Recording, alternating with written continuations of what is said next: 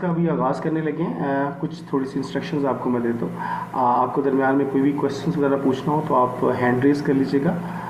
इसके अलावा आप कोई वैसे भी क्वेश्चंस अनम्यूट करके भी कर सकते हैं, लेकिन वो थोड़ा सा क्लास का डेकोरम थोड़ा सा डिस्टर्ब होगा। वैसे आप क्वेश्चन पूछ सकते हैं, लेकिन इसमें हम एंड पे क्वेश्चन आंसर भी सेशन होगा। एक्चुअली तो ये एक ओरिएंटेशन क्लास है। पर्पज़ ये है कि हम नाहो जाने के बेसिकली इंस्टीट्यूट क्या है, एक कोर्स जो है इसका स्कोप बेसिकली क्या है, और ये किन किन सेगमेंट को किन किन लोगों को एड्रेस करेगा, किन के लिए ये बेनिफिशियल होगा। तो ये कोर्स की जो है हम कुछ बुनियादी चीज़ें आपके साथ शेयर करेंगे। कुछ हमारी लर्निंग का भी एक एलिमेंट रहेगा कि हम इसको जो कोर्स है हम उसको बेसिकली स्टार्ट कैसे करेंगे, इसके अंदर कोर्स को प्रोसीड कैसे किया जाएगा, हमारी लर्निंग का जो मैकेनिज़्म कैसे हो क्या होगा, और जो चीज़ें हैं हम आगे फर्दर कैसे लेके चलेंगे।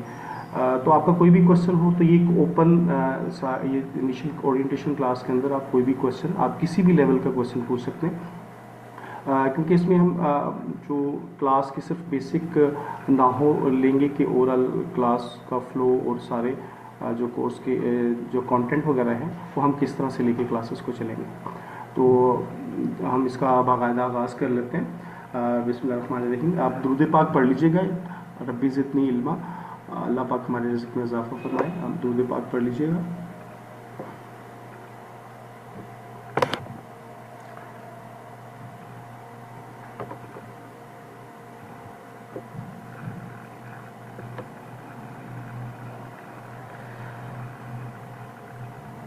जी, हम सबसे पहले हम कुछ अपने ट्रेनिंग इंस्टीट्यूट के बारे में बताएंगे कि बेसिकली हमारा ट्रेनिंग इंस्टीट्यूट पाकिस्तान में कौन कौन सी सर्विसेज प्रोवाइड कर रहा है। ये जो ट्रेनिंग इंस्टीट्यूट है ये कौन कौन से कोर्सेज़ को कंडक्ट कर रहा है, और इन कोर्सेज़ के अंदर इनका स्कोप क्या है, और किन किन जो है सेक्टर्स, इंडस्ट्रीज़, और किन जो लोगों को ये एड्रेस करेगा, और किन की जो उनके कंसर्न्स को एड्रेस करेगा। ये सारी चीज़ें हम इसमें आपके साथ शेयर करेंगे। तो कोर्स का जो है वो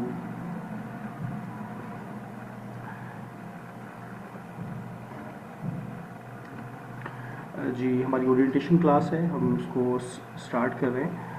सबसे पहले हम इंस्टीट्यूट के बारे में आपको बताता चलूँ कि हमारा ये इंस्टीट्यूट बेसिकली पाकिस्तान के अंदर मल्टीपल कोर्सेज प्रोवाइड कर रहा है, जिसमें यूएस टैक्सेशन, यूएई के टैक्सेशन के कोर्सेज भी हैं।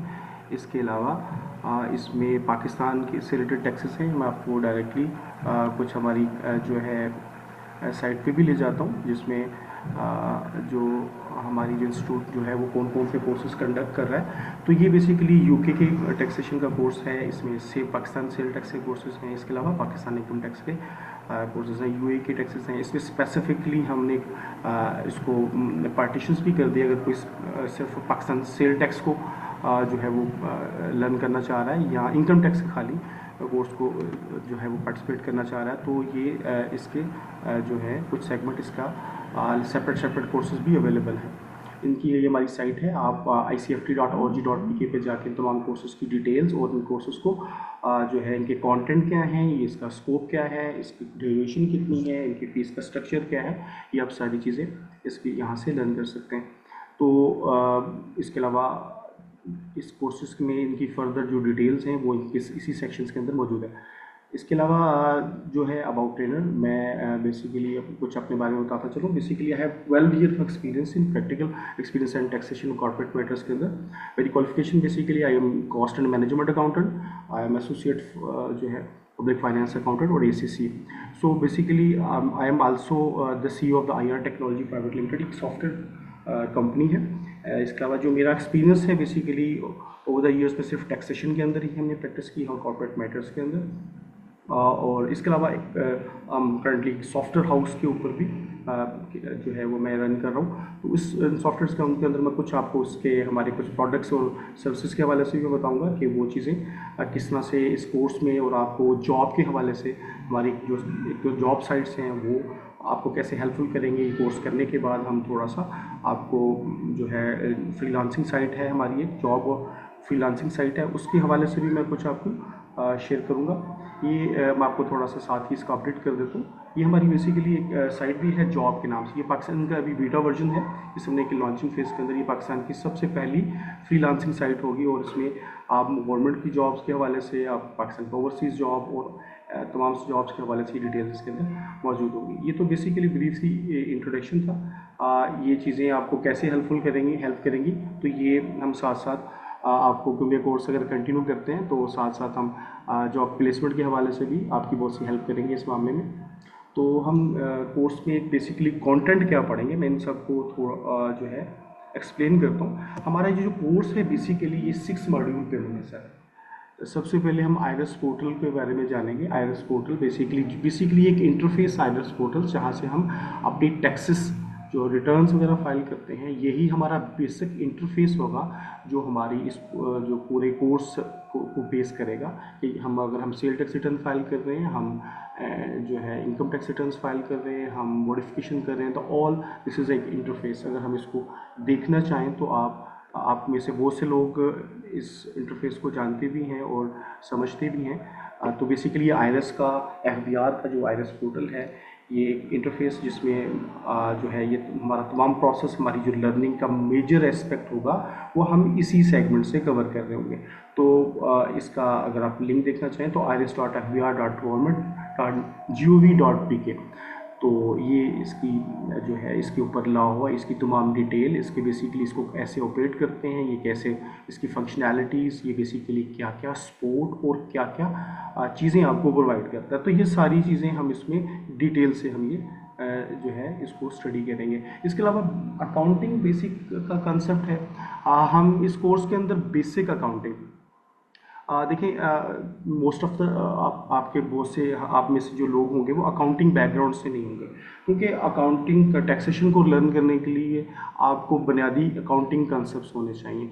तो हम विद द कोर्स की प्रोसीडिंग्स के साथ साथ हम आपको बेसिक कंसेप्ट के अंदर भी थोड़ी सी आपकी नाम देंगे। ये एक बेसिक लेवल की अकाउंटिंग होगी। इसका मतलब ये है कि जो रेलेवेंट टू टैक्स फाइलिंग, अगर आप इंडिविजुअल हैं या आप कोई कंपनी ओनर हैं, आप बिजनेसमैन हैं, प्रोफेशनल हैं, या एज आप लॉयर हैं, आप स्टूडेंट हैं, तो आपके इससे रिलेटेड जो बेसिक जो रिक्वायरमेंट्स होती हैं अकाउंटिंग की, हम उन टर्मिनोलॉजीज़ को पढ़ेंगे, हम उनके कॉन्सेप्ट्स को, जैसे फाइनेंशियल स्टेटमेंट्स। कुछ लोग आप में से फाइनेंशियल स्टेटमेंट को जानते होंगे, तो किस तरह से वो फाइनेंशियल स्टेटमेंट प्रिपेयर करते हैं, उनके कॉन्सेप्ट हम इसके अंदर पढ़ेंगे।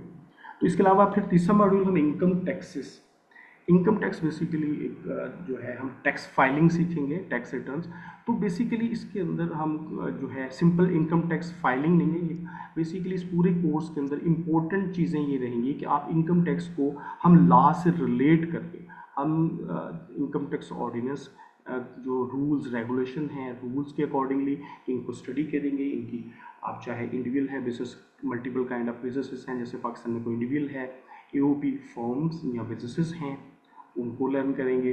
कंपनीज कैसे फॉर्म करते हैं, इन तमाम बिजनेस की रजिस्ट्रेशन हम सीखेंगे। इसके अलावा फोर्थ मॉड्यूल अगर हम देखें तो सेल टैक्स है। हम एसएससीपी में कंपनीज की इनकॉर्पोरेशन के हवाले से उनकी फाइलिंग, उनकी कंप्लाइंसेस को देखेंगे, और इंटेलेक्चुअल प्रॉपर्टी और चैम्बर ऑफ कॉमर्स के हम अगर हम अपना ट्रेडमार्क रजिस्टर करना चाह रहे हैं, हम चैम्बर ऑफ कॉमर्स से रजिस्ट्रेशन चाह रहे हैं, तो ये तमाम एस्पेक्ट हमारे कोर्स का पार्ट होंगे। इन कोर्स की जो डिटेल है वो हम जो है साथ साथ आपको मैं साथ शेयर करता जाता हूँ। तो बेसिकली वैसे इन डिटेल इनके तमाम एस्पेक्ट को, एक एक चीज़ को अगर हम चाहें तो दिस इज़ जो है ये कॉम्प्लिकेटेड हो जाएगा कि आपको मैं एक एक एलिमेंट पढ़ के सुना रहा हूँ। तो यहाँ पे इम्पोर्टेंट ये रहेगा कि इस कोर्स के अंदर जो है वो हम क्या लर्न करेंगे। तो हमारे मॉड्यूल 1 के अंदर जो मैंने आपको मॉड्यूल्स अभी 6 मॉड्यूल्स के बारे में तफसीलात जो दी, उसमें हम बेसिकली देखें, अगर हम आईआरएस के बारे में जाने तो what is an IRS, what is इसकी किस चीज़ का एब्रीवेशन है, और बेसिकली इसका स्कोप, ये तमाम चीज़ें इसके अंदर मेंशन है। तो ये हम सारी चीज़ें जो है डिटेल से आपको मैं ये कैटेगोरिकली मेंशन कर रहा हूँ कि हम इन चीज़ों को डिटेल से पढ़ेंगे।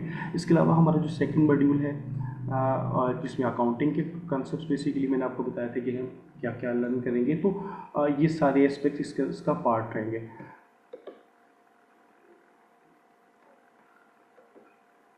जी, इसके बाद हम हमारा इनकम टैक्स का बेसिकली हमारा क्या क्या इसके अंदर पार्ट्स रहेंगे। तो ये भी मैं आपको थोड़ा सा ये कोर्स आपके साथ शेयर कर दिया जाएगा।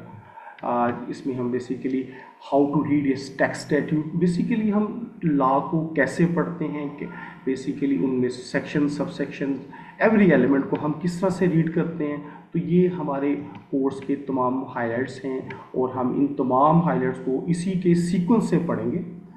इनमें से बहुत सी टर्म्स हैं, आप इनको इनमें से बहुत से लोग जानते भी होंगे जो अकाउंटिंग बैकग्राउंड से हैं, और कुछ लॉयर होंगे जो बहुत से कंसेप्ट को ऑलरेडी जान रहे होंगे। लेकिन ये कोर्स हम इस तरह से तरतीब दिया गया है कि इसमें एक आम पर्सन, एक बेसिक एजुकेशन वाला, एक प्रोफेशनल, और एक अगर कोई लॉयर है, कोई अकाउंटिंग बैकग्राउंड से लोग हैं, चाहे कोई बिजनेसमैन हैं या प्रोफेशनल हैं, ये एक कम्प्रीहेंसिव अंडरस्टैंडिंग देगा।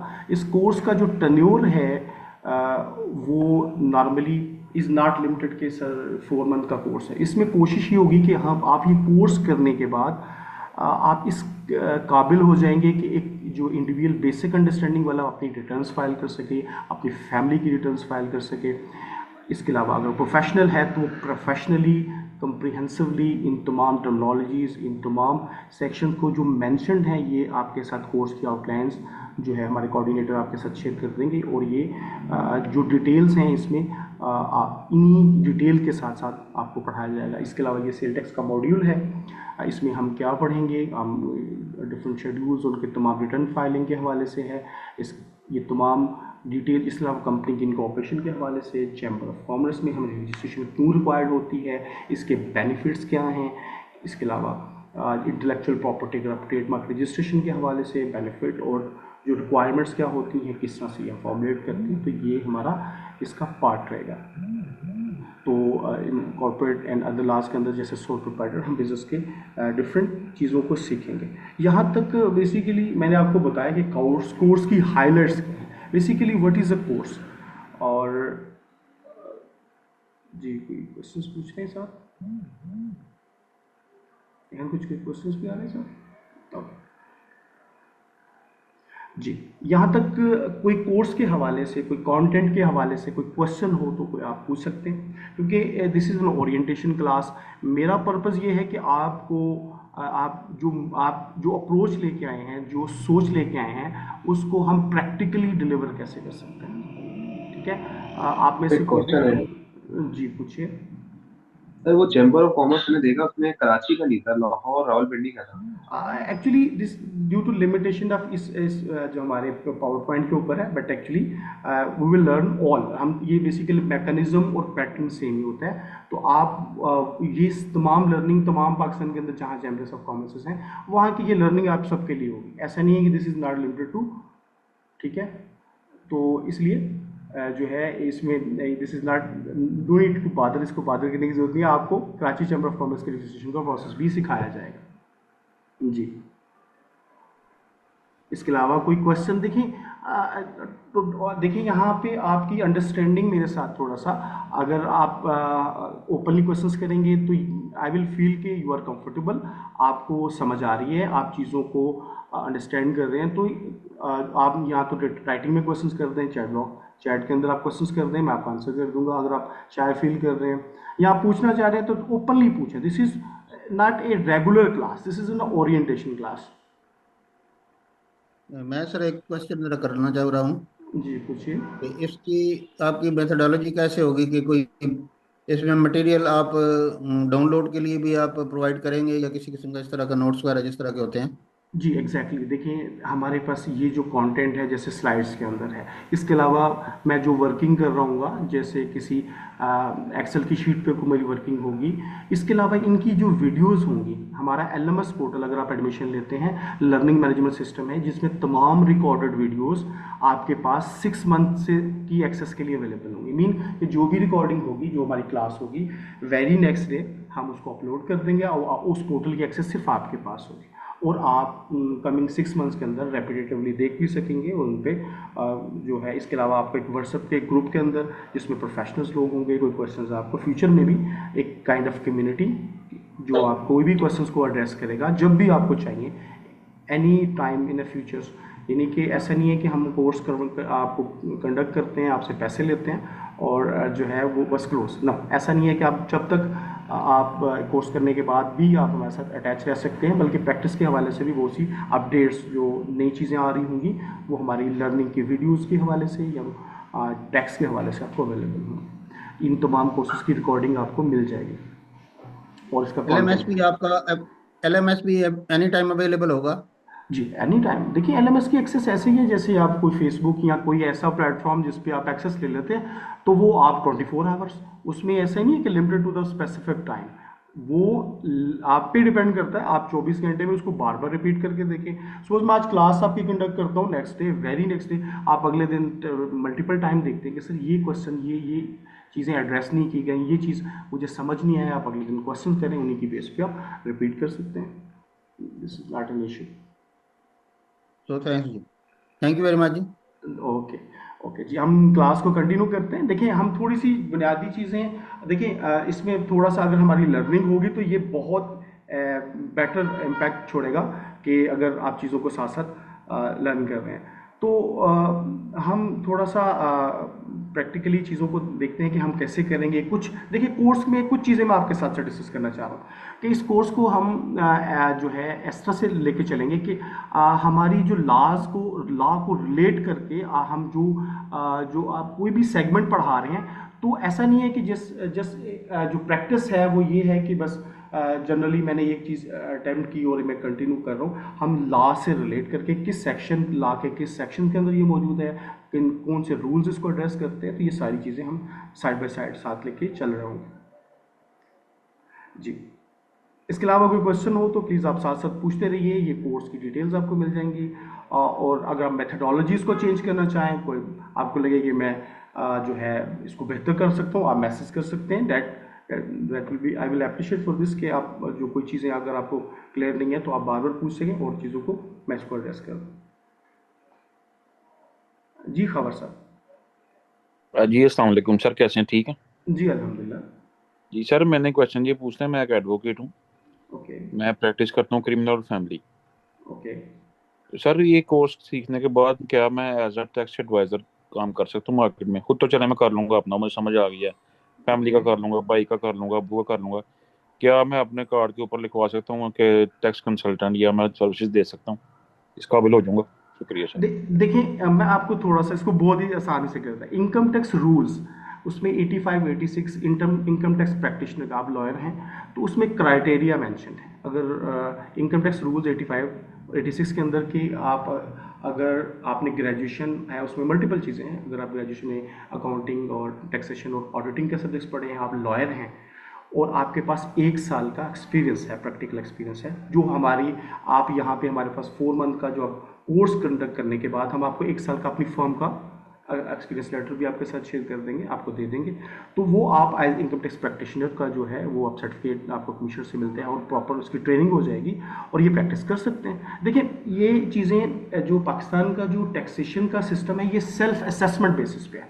सेल्फ असेसमेंट का मतलब होता है कि अगर आप किसी का लॉगिन लें तो आप लोगों की टैक्स रिटर्न फाइल कर सकते हैं, लेकिन यहाँ जो सिखाया जाएगा आपको सर, ये बहुत कंप्रीहेंसिवली सिखाया जाएगा आपको लॉ से रिलेटेड, और आप प्रॉपर प्रैक्टिस कर सकते हैं। अगर आप क्रोनोलॉजी उनकी प्रैक्टिस कर रहे हैं तो ये आपके लिए बहुत हेल्पफुल रहेगा।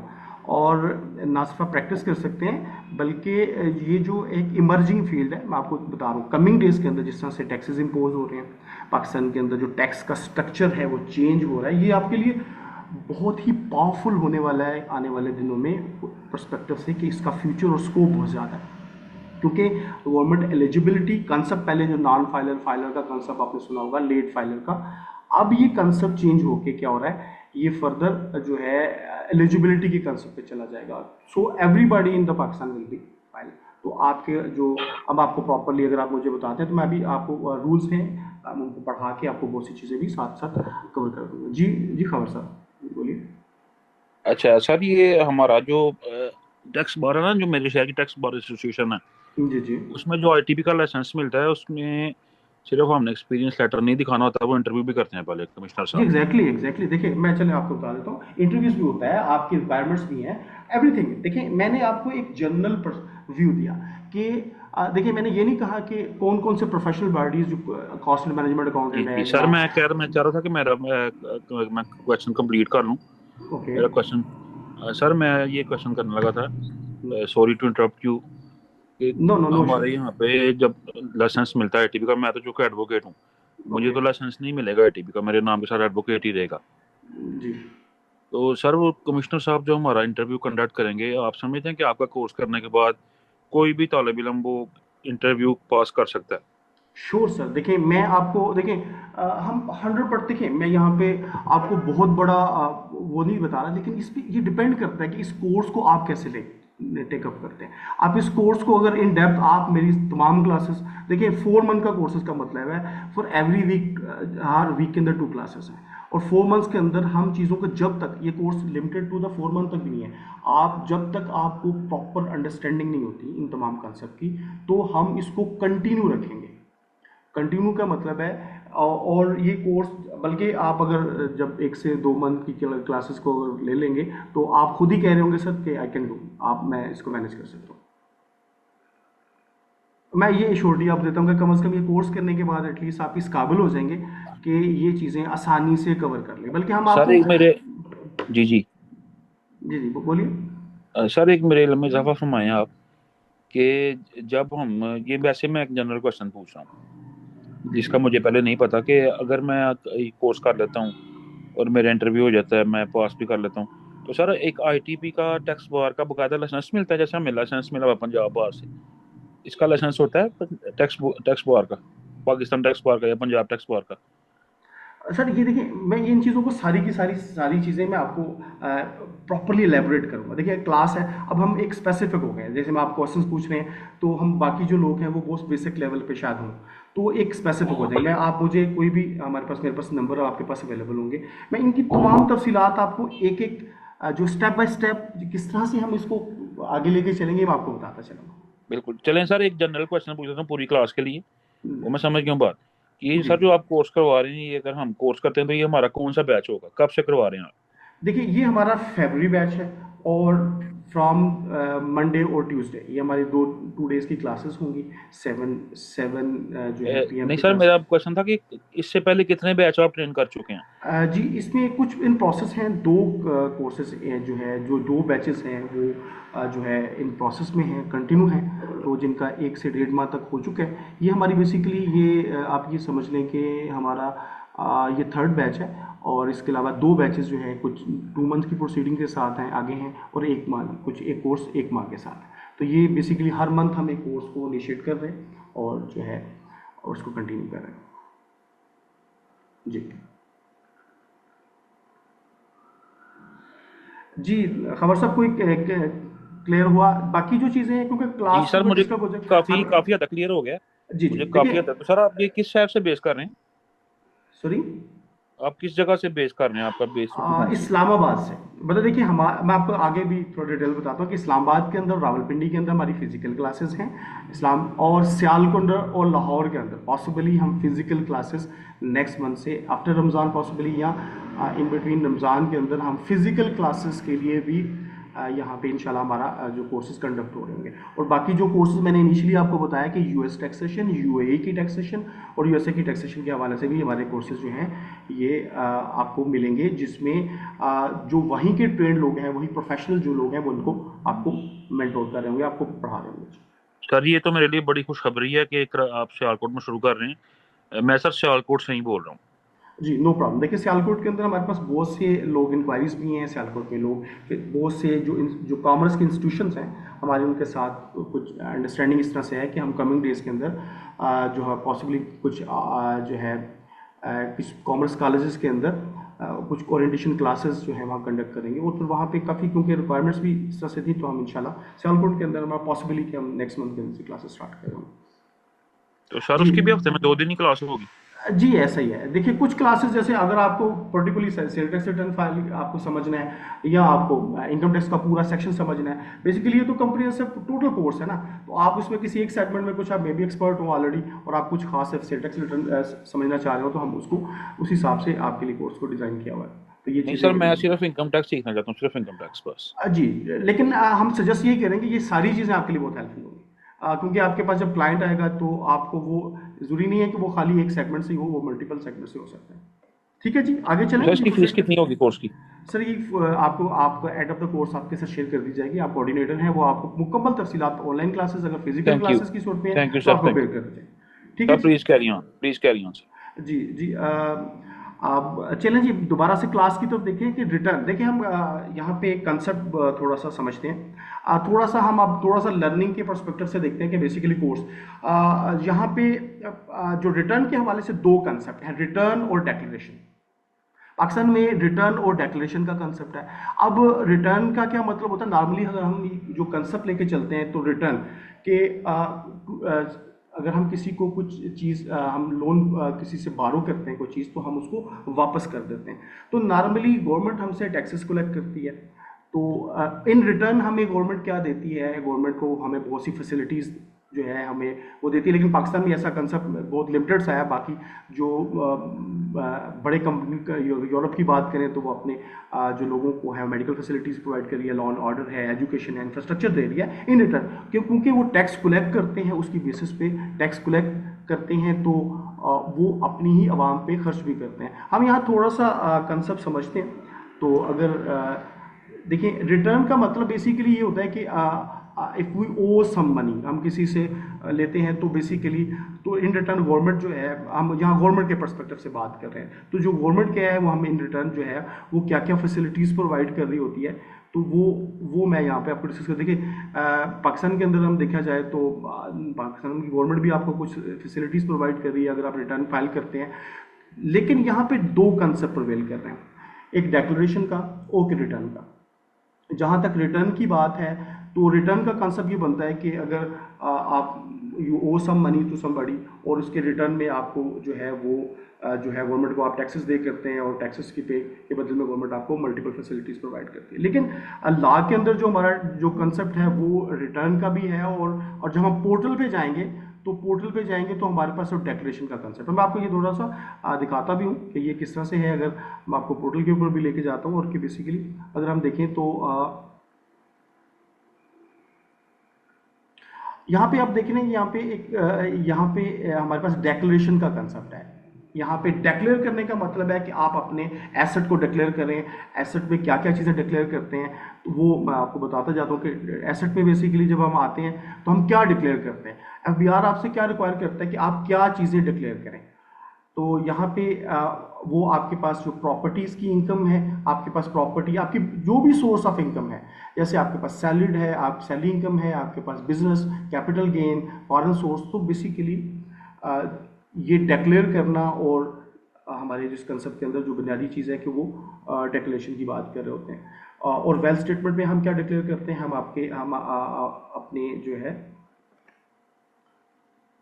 पर्सनल एक्सपेंसेस हैं, इसमें एसेट लायबिलिटीज़ है और हमें रिकॉन्सिलेशन की उसमें से डिक्लेयर करते हैं। सिस्टम थोड़ा सा यहाँ स्टक हो रहा है, मैं आपको थोड़ा सा एलैबोरेट करता हूँ।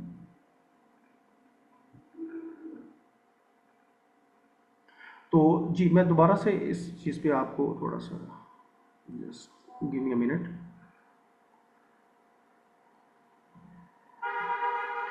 अच्छा देखिए हमने बहुत सी चीज़ें देखी कि हम गवर्नमेंट की एक जो है जब हम रिटर्न फाइल करते हैं, हम टैक्स पे करते हैं, अगर हम में से ये चीज़ देखें कि हम में से जब शुरू हमारा दिन स्टार्ट होता है तो हम हर किसी ना किसी एंगल से टैक्सेस पे कर रहे होते हैं। आप सुबह इवन के ब्रश करते हैं तो आप वहाँ पे उसको परचेज़ करने पे आप सेल टैक्स पे कर रहे होते हैं। इसके अलावा पूरे सारे दिन के अंदर आप किसी ना किसी शक्ल में गवर्नमेंट को टैक्सेस पे कर रहे होते हैं, जो गवर्नमेंट का रेवेन्यू कहलाता है। और फिर यही रेवेन्यू से वो आप ही के ऊपर जो है गवर्नमेंट आपके ऊपर जो है वो स्पेंड कर रही होती है। आपको मेडिकल फैसिलिटीज़ हैं, लॉ एंड ऑर्डर है, हॉस्पिटल्स बना रही होती है, आपको एजुकेशन इंस्टीट्यूशन दे रही होती है, आपको इंफ्रास्ट्रक्चर जिसमें रोड इंफ्रास्ट्रक्चर की बात कर रहे होते हैं।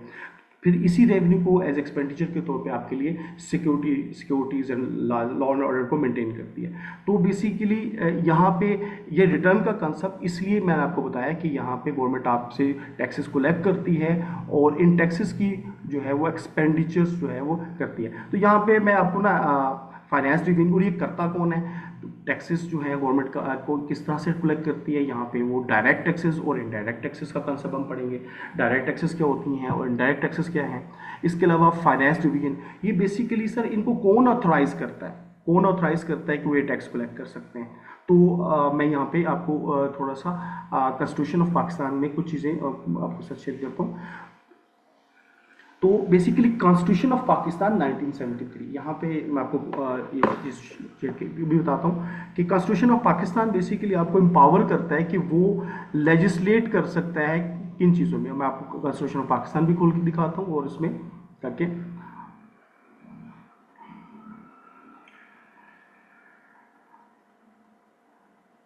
ये जी। तो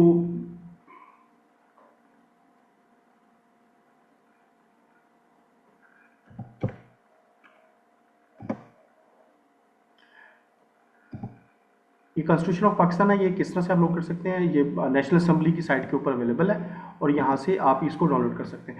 ये बेसिकली 70 इसका जो इसकी जो क्लास और सब class basic introduction of the passing of the bill की बात कर रहे हैं, तो यहाँ पे 70 और इसका जो है इसकी क्लास बात करें, in this article and the succeeding provision of the constitution federal legislative list means the federal legislative list. यहाँ पे जब हम आ रहे हैं तो बेसिकली वो ये कॉन्स्टिट्यूशन एम्पावर कर रहा है हमारी पार्लियामान को कि वो लेजिस्लेशन कर सकता है। और किन चीज़ों पे लेजिस्लेशन कर सकता है, तो वो बेसिकली हमारे यहाँ पे मेंशन्ड है इसके 4 के अंदर कि in the article succeeding provisions constitution federal legislative list mean the federal legislative list, जो 4th शेड्यूल में मौजूद है। हम 4th शेड्यूल पे जाते हैं, मैं आपको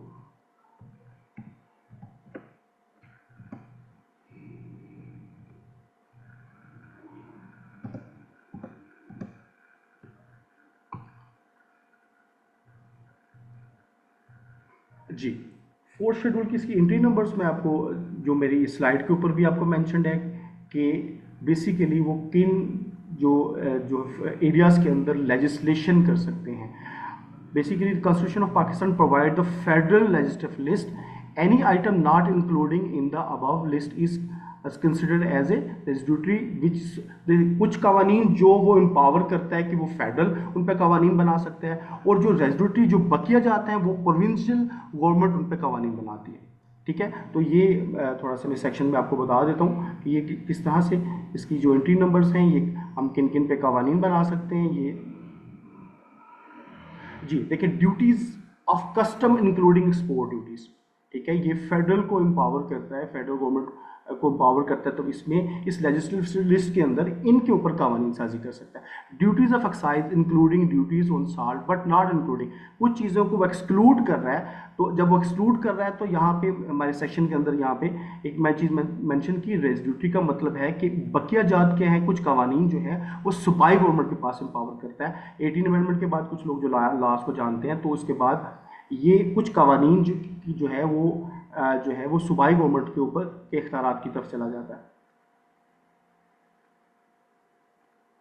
जी, इसके अलावा taxes on income other than the agriculture income. अब आप एग्रीकल्चर इनकम की यहाँ बात करते हैं तो यहाँ पे प्रोविजनल गवर्नमेंट के इस्तेहकाक हैं वो एग्रीकल्चर के ऊपर इनकम वगैरह। इसके अलावा टैक्सेस ऑन कॉर्पोरेशन के पे और taxes on the sale and the purchase of the goods imported. तो ये चीज़ें मैंने अपनी स्लाइड के अंदर भी मेंशन की हैं। तो आप यहाँ पे अगर देखें तो ये चीज़ें ड्यूटीज़ ऑफ कस्टम, तो इस एम्पावरमेंट को, इस पावर को यूज़ करते हुए तो अब फेडरल गवर्नमेंट ने वो किस तरह से, उन्होंने कौन कौन सी कानून साजी की। सो उन्हीं जो इस सेक्शन को यूज़ करते हुए इनकम टैक्स ऑर्डिनेंस 2001, जिसको हम अगर रिटर्न फाइलिंग के लिए हमारा जो मेन जो एरिया होगा इनकम टैक्स ऑर्डिनेंस 2001, तो इस पे लेजिस्लेशन कौन से लॉ बनाए गए। इसके अलावा सेल टैक्स एक्ट 1990, इसके अलावा फेडरल एक्साइज एक्ट, ठीक है, इसके अलावा कैपिटल वैल्यू। तो ये वो कॉन्स्टिट्यूशनल वैलिडिटी इनकी बेसिस पे वो फेडरल गवर्नमेंट ने ये कवानीन बना दी। यहाँ तक आपको क्लियर हो रहा है। बेसिकली मेरा समझाने का पर्पज़ ये है कि हमें ये कॉन्स्टिट्यूशन बेसिकली किस तरह से फेडरल गवर्नमेंट को कौन चीज़ एम्पावर करती है। तो ये कॉन्स्टिट्यूशन ऑफ पाकिस्तान एम्पावर करता है, कौन सा सेक्शन, कौन सा आर्टिकल अब एम्पावर करता है, और इसकी बुनियाद पे कौन कौन से जो है कवानीन बनाए गए। कुछ कवानीन जैसे हमने मेंशन किया कि कुछ प्रोविंशियल गवर्नमेंट को भी पावर करता है। जो सर्विसेज पे जो सेल टैक्स है, फिर वो प्रोविंशियल गवर्नमेंट जो है उसको लेजिस्लेट कर सकती है। ठीक है, इसके अलावा taxes on transfer of immovable property, professional taxes हैं, tax on the luxury houses, tax on the registration of vehicle. तो हमने ये पढ़ा कि आर्टिकल 70/4 ये क्या करता है, फेडरल गवर्नमेंट को एम्पावर कर रहा है कि वो लेजिस्लेशन कर सकता है इनके एंट्री नंबर्स 43, 44, 47 के अंदर, और जो रेजिड्यूटरी जो बाकी एलिमेंट है उस पर प्रोविंस को एम्पावर कर रहा है यहाँ पे। यानी कि जो प्रोविंशियल जो लेवल के जो अगर हैं तो वो कानून साजी वो कर सकते हैं वो प्रोविजन लेवल पे। तो ये कानून इनका जो हमारा कॉन्स्टिट्यूशन ऑफ पाकिस्तान है फेडरल को भी एम्पावर करता है और सूबाई गवर्नमेंट को भी एम्पावर कर रहा है जी। इसके बाद फिर हम डिस्कस ये करते हैं कि प्रोविंसेस ने फिर क्या किया। प्रोविंसेस को जो एम्पावरमेंट मिली तो उन्होंने बलूचिस्तान सेल टैक्स जिस तरह से उनका एक्ट है 2015, इस्लामाबाद कैपिटल टेरिटरी टैक्सेस, इसके अलावा सेल टैक्स। तो ये जो कॉन्स्टिट्यूशनल वैलिडिटी इनकी जो एम्पावरमेंट है जिसकी बेसिस पे सूबाई गवर्नमेंट ने भी कुछ कानून साजी की, तो इस तरह से आपको सूबे के लेवल पे कुछ कानून साजी मिलती है और इसके अलावा फेडरल लेवल पे भी आपको कुछ कानून साजी मिलती है और आपको लॉज मिलते हैं। ठीक है, यहाँ पे मैंने आपको बताया कि कॉन्स्टिट्यूशन ऑफ पाकिस्तान को रीड कैसे करते हैं, ये मैं आपको थोड़ा सा यहाँ बताते जाऊँ, क्योंकि हम इसको जो लर्निंग का प्लेटफॉर्म है इसका पर्पज़ ये है कि हम कवानीन को कैसे रीड करेंगे। ये सारे एलिमेंट हमारे पास, जैसे कॉन्स्टिट्यूशन ऑफ पाकिस्तान के अंदर जो लेजिस्लेटिव बॉडीज मजलिस शूरा जिसे आपकी पार्लियामेंट कहते हैं, ये दो तरह के मैटर्स जो है इनके सामने होते हैं। एक फाइनेंशियल मैटर्स हैं और एक नॉन फाइनेंशियल मैटर्स हैं। इनके अंदर ये बाकी जो कवानीन पास कैसे होते हैं, कौन से कवानीन को ऑर्डिनेंस के नाम से जाना जाता है, जो लॉयर है उसको अच्छी तरह समझते हैं। इसके अलावा कौन से कानून जो एक्ट कहलाते हैं, ये चीज़ें हम इनको समझेंगे। ठीक है, यहाँ पे यहाँ फाइनेंशियल मैटर्स क्या होते हैं, जिसमें टैक्स कलेक्शन हैं, इसमें बजट की प्रिपरेशन है, इसके अलावा डिवीजन ऑफ फाइनेंस के रिसोर्सेज वगैरह हैं, ये फाइनेंशियल मैटर्स के तौर पे कहलाते हैं। इस नॉन फाइनेंशियल जैसे आपके सिविल राइट्स हैं, आपकी जुडिशियल इंडिपेंडेंस है, आपके इलेक्शन के ऊपर कोई कानून साजी होती है, तो जो आपकी पार्लियामेंट है, जो मजलिस शूरा है, जो आपकी वो जो लेजिस्लेशन कर सकती है फाइनेंशियल और नॉन फाइनेंशियल मैटर्स। यहाँ हम जो पढ़ने के लिए आए हैं वो फाइनेंशियल मैटर्स हैं। फाइनेंशियल मैटर्स के मतलब आपके टैक्सेस से रिलेटेड जो मैटर्स होंगे वो तमाम चीज़ों की हम तफसील से यहाँ पढ़ेंगे। ठीक है, यहाँ आपको समझाना ये था कि बेसिकली एम्पावर कौन कर रहा है, तो ये चीज़ें हम कर रहे हैं। हम वापस आते हैं कि गवर्नमेंट के पास जो रेवेन्यू कलेक्शन कैसे होती है, वो डायरेक्ट एंड इनडायरेक्ट टैक्सेस और फाइनेंस डिवीजन कौन एम्पावर करता है। तो हमने पढ़ा कि कॉन्स्टिट्यूशन ऑफ पाकिस्तान जो है वो एम्पावर करता है आर्टिकल 70/4 के अंदर, उसके 4th शेड्यूल के अंदर। ठीक है, अब ये एम्पावर करने के बाद फाइनेंस डिवीजन जैसे आपने बजट बनाती है, तो हम फाइनेंस डिवीजन हम देखते हैं कि हमारा फाइनेंस डिवीजन क्या काम करती है, बजट प्रिपेयर करती है। तो हम फाइनेंस डिवीजन हम सर्च कर लेते हैं।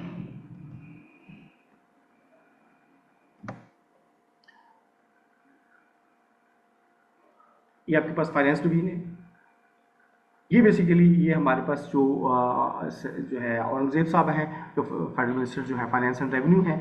तो यहाँ पे आपको these are the peoples basically जो आपके बजट और आपके फाइनेंसेस को देख रहे होते हैं, डील कर रहे होते हैं।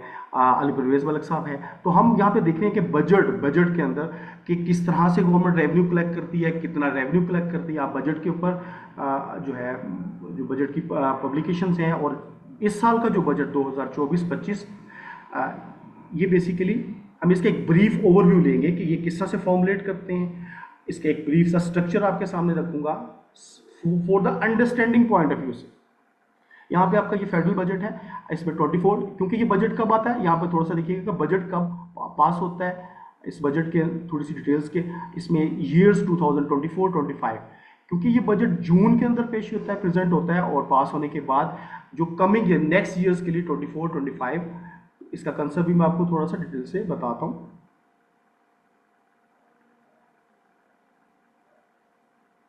जस्ट जी ये कब जी बेसिकली कब पास हुआ, बेसिकली प्रेजेंट कब हुआ फाइनेंस डिवीजन के अंदर 12 जून के अंदर। और एक छोटा सा मैं ओवरव्यू आपको यहाँ पे दूंगा कि basically government of Pakistan in taxes को कलेक्ट करती है। और वो देखिए छोटा सा बजट है कि फेडरल रेवेन्यू कंसोलिडेटेड फंड है, बेसिकली वो नॉन टैक्स रेवेन्यूज़ हैं, किस तरह से वो टैक्सेस को कलेक्ट करते हैं। प्रोविंसेस का कितना शेयर होता है डिडक्ट होने के बाद। आप यहाँ देखेंगे कि हमारे पास टोटल रिक्वायरमेंट कितनी है हमारे बजट की। मैं यहाँ पे आपको थोड़ा सा फेडरल नेट जो रेवेन्यू होता है ये हमारे टैक्सेस से कलेक्ट करता है, तो बेसिकली कितना टैक्स जो वो कलेक्ट करते हैं, कितना डेफिसिट होता है, और बाकी जो डेफिसिट है वो कहाँ से कवर करता है वो आपको पता ही है IMF से बेसिकली, और लोकल बैंकिंग से आप जो है ये बारो करते हैं, ठीक है।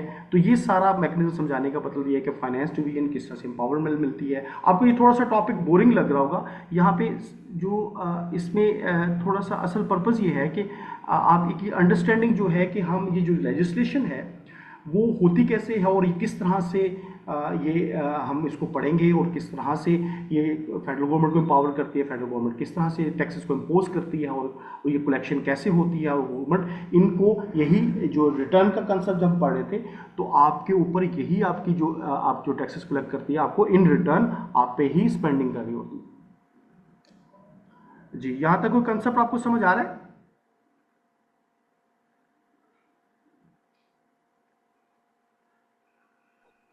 जी सर ठीक है, समझ आ रही है, बिल्कुल ठीक है। देखिए यहाँ बेसिकली एक ओरिएंटेशन क्लास है, मेरा समझाने का पर्पज़ ये है कि अगर हम कोई चीज़ कर रहे हैं तो क्या हमारी जो टैक्स की प्रैक्टिस होगी, क्योंकि यहाँ पे बहुत से लॉयर भी होंगे, बहुत से ऐसे लोग भी मौजूद होंगे जो सिर्फ बेसिक अंडरस्टैंडिंग के लिए आएंगे, सर मुझे रिटर्न फाइल करना है, लेकिन कुछ लोग होंगे जो इसको कॉम्प्रिहेंसिवली अंडरस्टैंड करना चाह रहे होंगे। तो ये कंसेप्ट बेसिकली कोर्स जो है वो तमाम लोगों को एड्रेस करेगा, उनकी तमाम जो उनकी जो नीड्स हैं उनको एड्रेस कर रहा होगा। तो इस पर्सपेक्टिव से थोड़ा सा आपको चीज़ें डिटेल से पढ़ाएंगे कि चीज़ें हम किस तरह से लेके कोर्स को चलेंगे। जी, आपको ये चीज़ें समझ आ रही हैं? जी सर, आ रही है। जी बिल्कुल, देखिएगा फिर हमने बहुत सी स्लाइड्स हैं, जैसे आपके साथ भी शेयर कर दीजिएगा, जो फाइनेंशियल मैटर बजट कैसे पेश होता है, इसका आर्टिकल 73 बेसिकली ये तमाम सेक्शन के साथ साथ के किस तरह से ये प्रेजेंट होता है। फाइनेंस डिवीजन बेसिकली प्रिपेयर करती है, नेशनल असेंबली के अंदर प्रेजेंट होता है, स्टैंडिंग कमेटी इसको देखती है, सेनेट के बाद अप्रूवल के बाद सेनेट इसको ओवरव्यू करता है और प्रेसिडेंट ऑफ पाकिस्तान बेसिकली इसकी फाइनल अप्रूवल के लिए, आपने इसका प्रोसेस भी देखा होगा और ये किस टाइम पे होता है, ये सारी चीज़ें आपके साथ मैंने शेयर भी कर दी है और हम इसको जो है कंप्रीहेंसिवली रीड समझ रहे होंगे, ठीक है। अब हम थोड़ा सा ऐसा करते हैं कि डायरेक्टली, क्योंकि हम ये पढ़ रहे थे कि ये कैसे ये चीज़ प्रोसेस काम करता है, ये कैसी चीज़ें जो है ये टैक्सेस कैसे इम्पोज होते हैं किस तरह से, तो एक थोड़ी सी जनरल अंडरस्टैंडिंग हम पोर्टल के ऊपर चले जाते हैं। तो पोर्टल की कुछ अंडरस्टैंडिंग लेते हैं कि बेसिकली हमारा जो है पोर्टल जो है, जी गिव मी अ सेकेंड।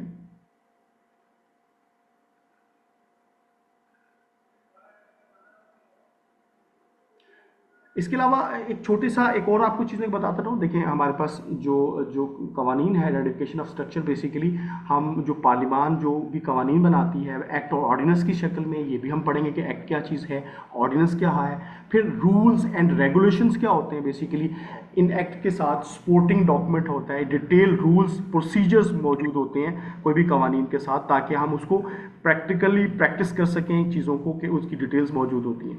इसके अलावा फाइनेंस एक्ट को मैंने आपको बताया, बेसिकली आपका बजट कैसे, एनुअल लेजिस्लेशन कैसे होते हैं, नोटिफिकेशन, सर्कुलर्स और सर्कुलर लेटर्स हम पढ़ेंगे। बेसिकली एफबीआर भी जिस तरह से एम्पावर कर रहा है, जिस तरह से जो है कॉन्स्टिट्यूशन है एम्पावर करती है आपकी पार्लियामान को कि वो कानून साजी कर सकती है, इसी तरह से ये कॉन्स्टिट्यूशन एम्पावर भी करता है एफबीआर को कि वह कुछ चीज़ों पे लेजिस्लेशन कर सकते हैं, कुछ पे सर्कुलर या सर्कुलर लेटर्स वगैरह इशू कर सकते हैं, नोटिफिकेशंस, ठीक है। तो ये सारी चीज़ें हम बेसिकली अब अपने कोर्स के अंदर जब इनका पार्ट आएगा, हमारे पास जब हमारे पास कोई कंप्लायंस आती हैं, कोई रिटर्न्स हम फाइल कर रहे हैं, तो जहाँ जहाँ इन नोटिफिकेशन को कैसे हम रीड करेंगे, किस तरह से, ये सारी चीज़ें भी हमारे कोर्स का पार्ट रहेंगी, ठीक है। तो बेसिकली यहाँ पे एसआरओज क्या होते हैं, सर्कुलर लेटर, सर्कुलर क्या हैं, तो ये सारी इंटरप्रिटेशन हम एक जो है वो कंप्रीहेंसिवली पढ़ रहे होंगे। इसके अलावा जिस तरह से मैं आपको बताऊंगा कि हम लॉ को कैसे रीड करते हैं, इनकम टैक्स ऑर्डिनेंस, इसमें चैप्टर्स हैं, इसके पार्ट हैं, इसमें डिविजन्स, इसमें सेक्शंस, कि लॉ को हम रीड कैसे करें पढ़ेंगे। अगर सपोज मैंने जैसे आपके पास एक सेक्शन है 1(3), जिसमें इसमें इसका मतलब ये है कि ये सेक्शन 1 है क्लास, ये जो आपके पास क्लास इसका सब सेक्शन 3 है, क्लास बी है और सब क्लास। तो हम लॉ को रीड करने के हवाले से, ताकि जब आप एक्चुअली खुद से ये काम कर रहे हो तो आपको किसी का रेफरेंस ना लेना पड़े, आपको पता हो कि किस तरह से हमने किस सेक्शन में किस जगह को कैसे पढ़ना है और कैसे रीड करना है। जी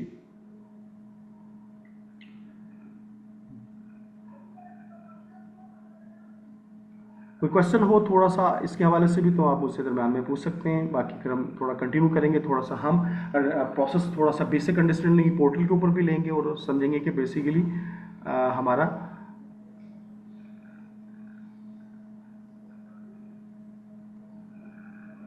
जी देखिए, ये बेसिकली आपको थोड़ा सा रूट सा थोड़ा सा लग रहा होगा कि स्टिफ सा है और ये चीज़ें सर किस तरह से पढ़ा रहे हैं चीज़ों का, क्योंकि आप जो ही साथ साथ आगे मूव करेंगे आपकी बेसिक अंडरस्टैंडिंग बनेगी, आपको ये कंसेप्ट बड़े क्लियरली नज़र आ रहे होंगे। क्लियरली आपका कंसेप्ट जो है आपको ये समझ आ रहा होगा कि सर हम कोई भी, चाहे वो इंडिविजुअल है वो रिटर्न फाइल कर रहा है इंडिविजुअल है, या आप एओपी हैं, फर्म हैं, आप कंपनी हैं, आप अपने टैक्स अपनी कंप्लायंस कैसे कर सकते हैं, आप अपने इन बिजनेस को रजिस्टर्ड कैसे कर सकते हैं, ये चीज़ें हम अपने आने वाले दिनों के अंदर तमाम जो हमारे कोर्सेज की जो हो गया उसमें अकॉर्डिंग टू जो शेड्यूल मैंने आपको बताया कि हम किस तरह से रीड करेंगे, वो सारा मैंने आपको मेंशन कर दिया।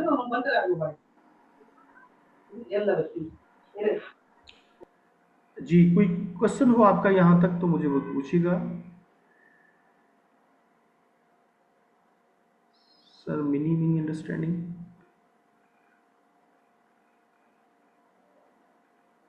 जी ओके।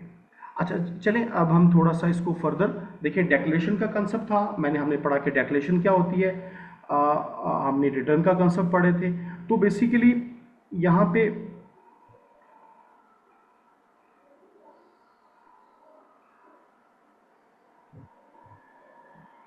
हम पढ़े थे रिटर्न का कंसेप्ट। तो बेसिकली रिटर्न में फैसिलिटेट करता है तो डिक्लेरेशन के अंदर, लेकिन यहाँ पे जो हमारा पोर्टल है बेसिकली आपको एफबीआर ये कहता है कि आप अपनी इनकम को सिर्फ डिक्लेयर करें, आपके तमाम इनकम्स, आपके तमाम आपने कौन सी इनकम डिक्लेयर करनी है। और तो इसको थोड़ा सा हम इसको भी थोड़ा सा स्टडी कर लेते हैं कि आपको बेसिकली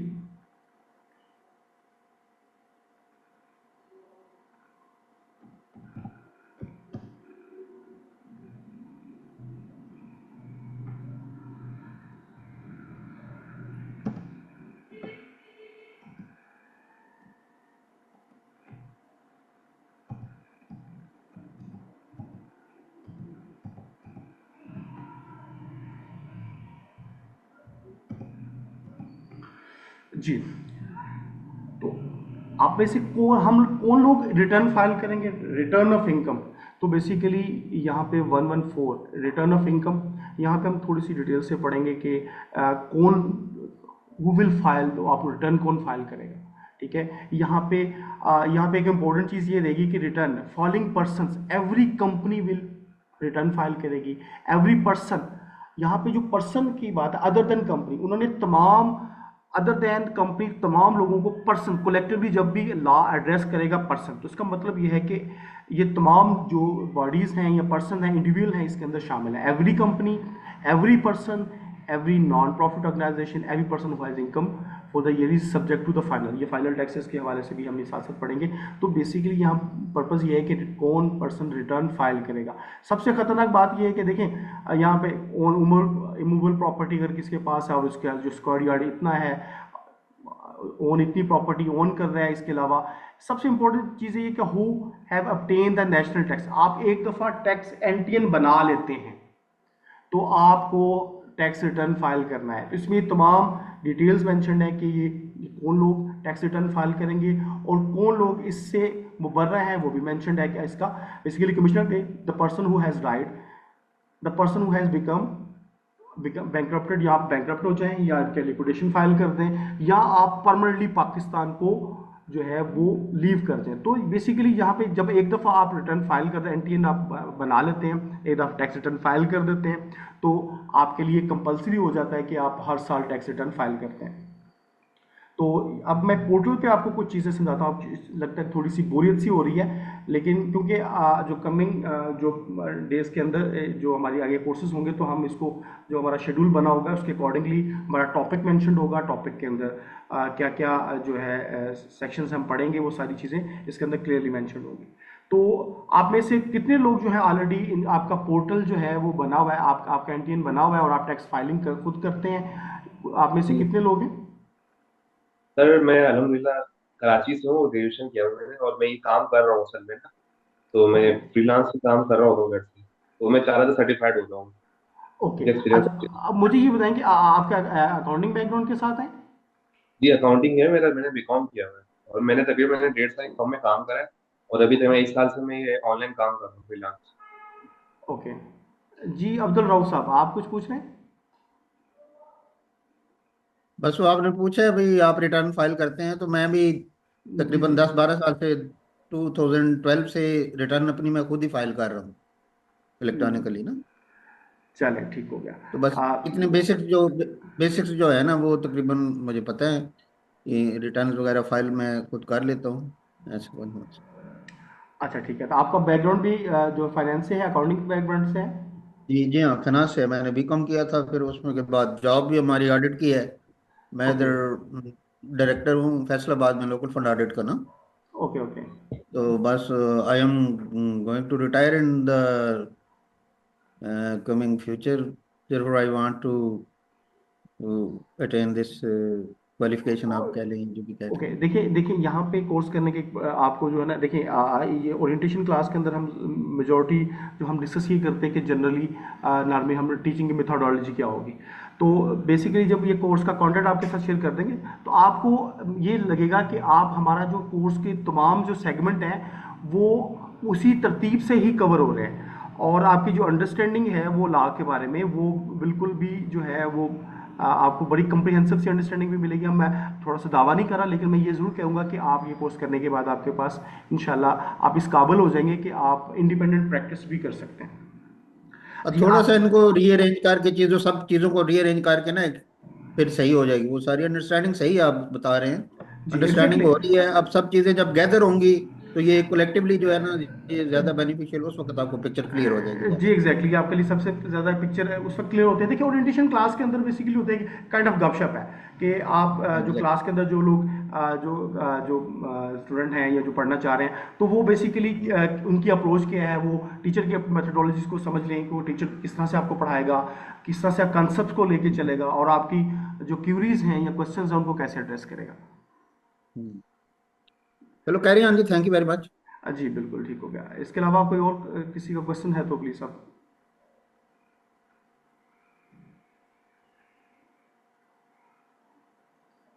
जी ठीक हो गया। जी आइरिस से हम स्टार्ट करते हैं। देखिए आप में से आइरिस के बारे में, आइरिस का क्या मतलब है? जी आइरिस ये पोर्टल है, ये बेसिकली आपको किस चीज़ की एक्सेस देता है? आप में से थोड़ा सा कोई क्वेश्चन आंसर करना चाहेगा कि आइरिस जो है ये आपका ये इंटरफेस है, ये आपको क्या क्या चीज़ें ऑफर कर रहा है और किस तरह से ये आपको आपकी किन किन क्यूरीज को एड्रेस करता है? सर आईरिस का जो है अब तो वो काफी अपडेट हो गया है। पहले तो चालान वगैरह अलग से बनाना पड़ता था हमें EIPR से। जी तो अब एग्जैक्टली। उन्होंने बिल्कुल आप सारी चीजें उन्होंने इसी में मर्ज कर दी है। ये सब प्रोफाइल इंक्वायरी चेक करें, एक्टिव टैक्स चेक करें, ठीक है। आप एनटीएन एनटीएन तो शुरू से यहीं से बनते ही है, बाकी रिटर्न फाइल वगैरह यहीं से होगी। जी देखिए, मैं बाकी आइस पोर्टल टू, देखिए ये अपडेटेड वर्जन है। देखिए आइरिस का अगर हम इसकी मीनिंग्स हाँ की जी। तरफ जाएं तो बेसिकली इसके कोई लिटरल मीनिंग्स तो नहीं है, लेकिन इसका स्टैंड फॉर बेसिकली ये है, ये एक indicated end to end highly configurable and customisable ERP।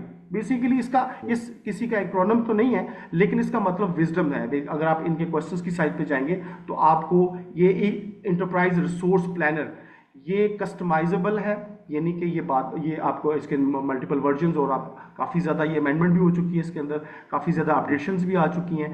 तो ये बेसिकली आपको क्या एक्सेस देता है? Online tax filing. ये प्लेटफॉर्म है, ये है कि आपको एसेंशियल क्या सर्विसेज दे रहा है? ये आपको ऑनलाइन टैक्स फाइलिंग, आपकी टैक्स फाइलिंग यहाँ से हो रही है। आपकी tax payer information management system, आपके टैक्स पेयर का इंफॉर्मेशन मैनेजमेंट सिस्टम है। हम इसको देखते हैं कि टैक्स पेयर की इंफॉर्मेशन मैनेजमेंट सिस्टम कैसे काम कर रहा है। देखिए इसके अंदर आपकी मैनेज योर प्रोफाइल, आप क्या टैक्स पेयर अपनी इंफॉर्मेशन को मैनेज करना चाहता है, ये एक टैक्स पेयर है। आप उसमें कौन कौन सी इंफॉर्मेशन को अपडेट कर सकते हैं। आप अपने ईमेल को अपडेट करना चाहें तो यहाँ पे आप अपने ईमेल, अपना जो सेल नंबर है यहाँ अपडेट कर सकते हैं। आप अपनी इनकम सोर्सेज, मैं आपको यहाँ बता रहा हूँ कि बेसिकली आईरिस पोर्टल में आप टैक्स पर अपनी इंफॉर्मेशन को मैनेज कर सकता है, और वो किस कौन कौन सी इंफॉर्मेशन को मैनेज कर सकता है। अगर तो ये मैं आपको साथ साथ कुछ इन्फॉर्मेशन देता हूँ। अगर आप अपना जो भी सोर्स ऑफ इनकम है ये आप मेंशन करते हैं, आप यहाँ पे अपने बिजनेस को आप बिजनेस को ऐड कर सकते हैं। सपोज यहाँ पे एक क्लाइंट है, वो अपने उसका बिजनेस सोर्स है, इसके अलावा उसकी सैलरी सोर्स है, वो अपडेट कर सकता है। इस पोर्टल के थ्रू वो अपनी इंफॉर्मेशन को यहाँ पे मैनेज कर सकता है, अपने एड्रेसेस को मैनेज कर सकता है, अपने यूटिलिटी कनेक्शंस, अपनी बैंक अकाउंट्स की डिटेल्स हैं तो वो अपनी बैंक अकाउंट की डिटेल्स, उनका अकाउंट की नेचर क्या है, किस बैंक्स के अंदर, तो वो तमाम चीज़ें यहाँ से अपडेट कर सकता है। इसके अलावा legal representative, authorise representative, employer है, तो वो तमाम डिटेल्स यानी कि अपनी अपडेट कर सकता है। तो ये इंफॉर्मेशन सिस्टम जो आइरिस है वो आपको एक तो ऑनलाइन टैक्स फाइलिंग की फैसिलिटेट करता है, इलेक्ट्रॉनिकली आप सबमिट करते हैं। दूसरा टैक्स पर इंफॉर्मेशन मैनेजमेंट सिस्टम है कि जिसमें आप अपनी पर्सनल और बिजनेस की इंफॉर्मेशन अपडेट कर सकते हैं। जिस तरह से मैंने एक पोर्टल को किया और ये मैंने कैसे किया आपको मैं दोबारा से बता देता हूँ कि आपके पास ये आपकी इंफॉर्मेशन आप मैनेज योर प्रोफाइल के अंदर आप अपनी बिजनेस और अपनी पर्सनल इंफॉर्मेशन यहाँ पे अपडेट कर सकते हैं। इसके अलावा टैक्स वेरिफिकेशन आप वेरीफाई कर सकते हैं। ये portal offer tools to verify आपके tax related documents and payments आप वेरीफाई कर सकते हैं। सर ये कैसे है, तो मैं आपको ये बता दूँ। देखिए मैं इसको क्लोज करके मैं आपको मेन पोर्टल पे लेके जाता हूँ। तो ये इंटरफेस आपके लिए क्या काम कर रहा है, एक तो हमने ये देखा कि आपकी इंफॉर्मेशन मैनेजमेंट सिस्टम है, ऑनलाइन वेरिफिकेशन आपके किन किन जो है डॉक्यूमेंट्स को वेरीफाई करेगा। आप अगर आपके पास प्रॉपर्टी 7E की वेरिफिकेशन है, part of sale and vice की वेरिफिकेशन कर सकता है, आपके नोटिस, ऑर्डर्स, एग्जम्पशन। तो बेसिकली ये एक ऑनलाइन वेरिफिकेशन की प्लेटफॉर्म है। सपोज यहाँ पे आप इंक्वायरी करना चाहते हैं, एक्टिव टैक्स पेयर लिस्ट है, मैं वेरीफाई करना चाहूँ तो आप बहुत से लोग इसको बहुत अच्छी तरह जानते होंगे कि आप किस तरह से आप वेरीफाई कर सकते हैं। सपोज ये मेरी इन्फॉर्मेशन है, जैसे मैंने अपनी इन्फॉर्मेशन को कहा कि ये आप इसको डाउनलोड करना चाहें तो ये पोर्टल आपके लिए ऑनलाइन वेरिफिकेशन का भी काम करता है।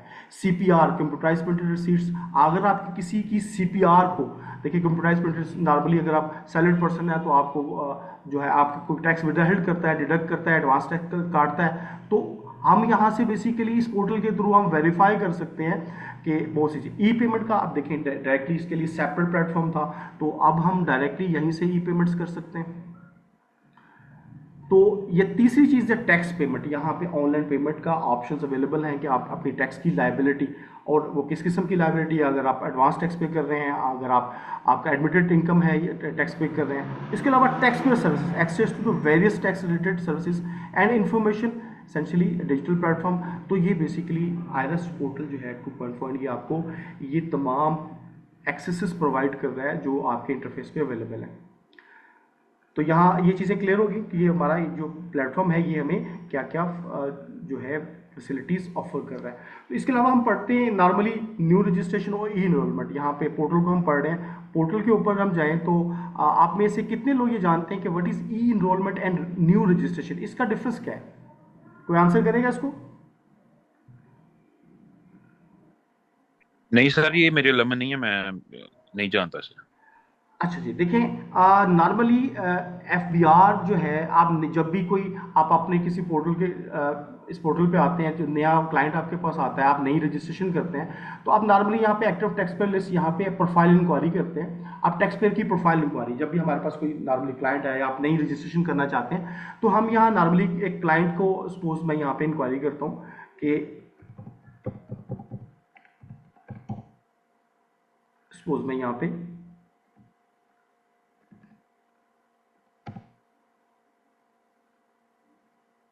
तो मेरे पास ये एक इंफॉर्मेशन आ रही है, तो एफबीआर जो है उसके पास आपको पहले से कि ये पर्सन जो है ऑलरेडी रजिस्टर्ड है, और इसकी बेसिकली इसके क्या क्या बिजनेसेस के साथ रजिस्टर्ड हैं, ये आरटीओ किस आरटीओ के जो है अंडर आता है और उसका स्टेटस क्या है। तो यहाँ कुछ चीज़ें जो इंफॉर्मेशन जो ऑलरेडी एफबीआर के पास मौजूद होती हैं, मैं आपको बताता चलूँ कि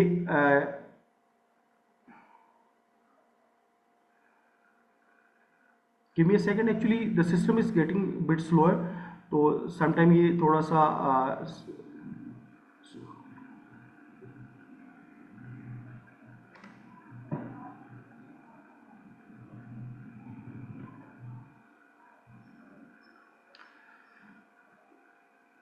जी चले मैं आपको बता देता हूँ। न्यू रजिस्ट्रेशन, जब आप का कोई भी इंफॉर्मेशन एफबीआर के साथ शेयर नहीं होती। देखें, एफबीआर के पास कुछ मालूमात आरटीओ पे पहुंच रही होती हैं। वो कौन सी इंफॉर्मेशन होती हैं, मैं आपको पहले थोड़ा सा इसके बारे में नाम बताता हूँ, फिर मैं आपको बताता हूँ कि मैं इसको नया लॉगिन कर लेता हूँ। आईआरएस,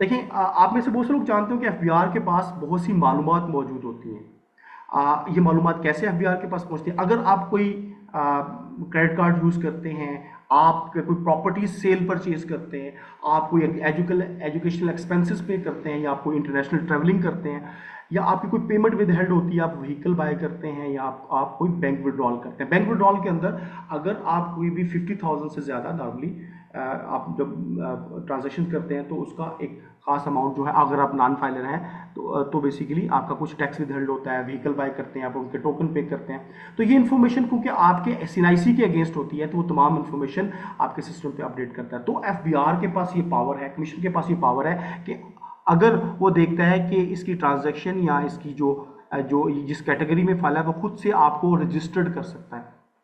कमीशन के पास ये बेसिकली पावर है। तो मैं आपको ये सेक्शन में भी दिखाता हूँ कि ये कैसे वो पावर को यूज कर सकता है।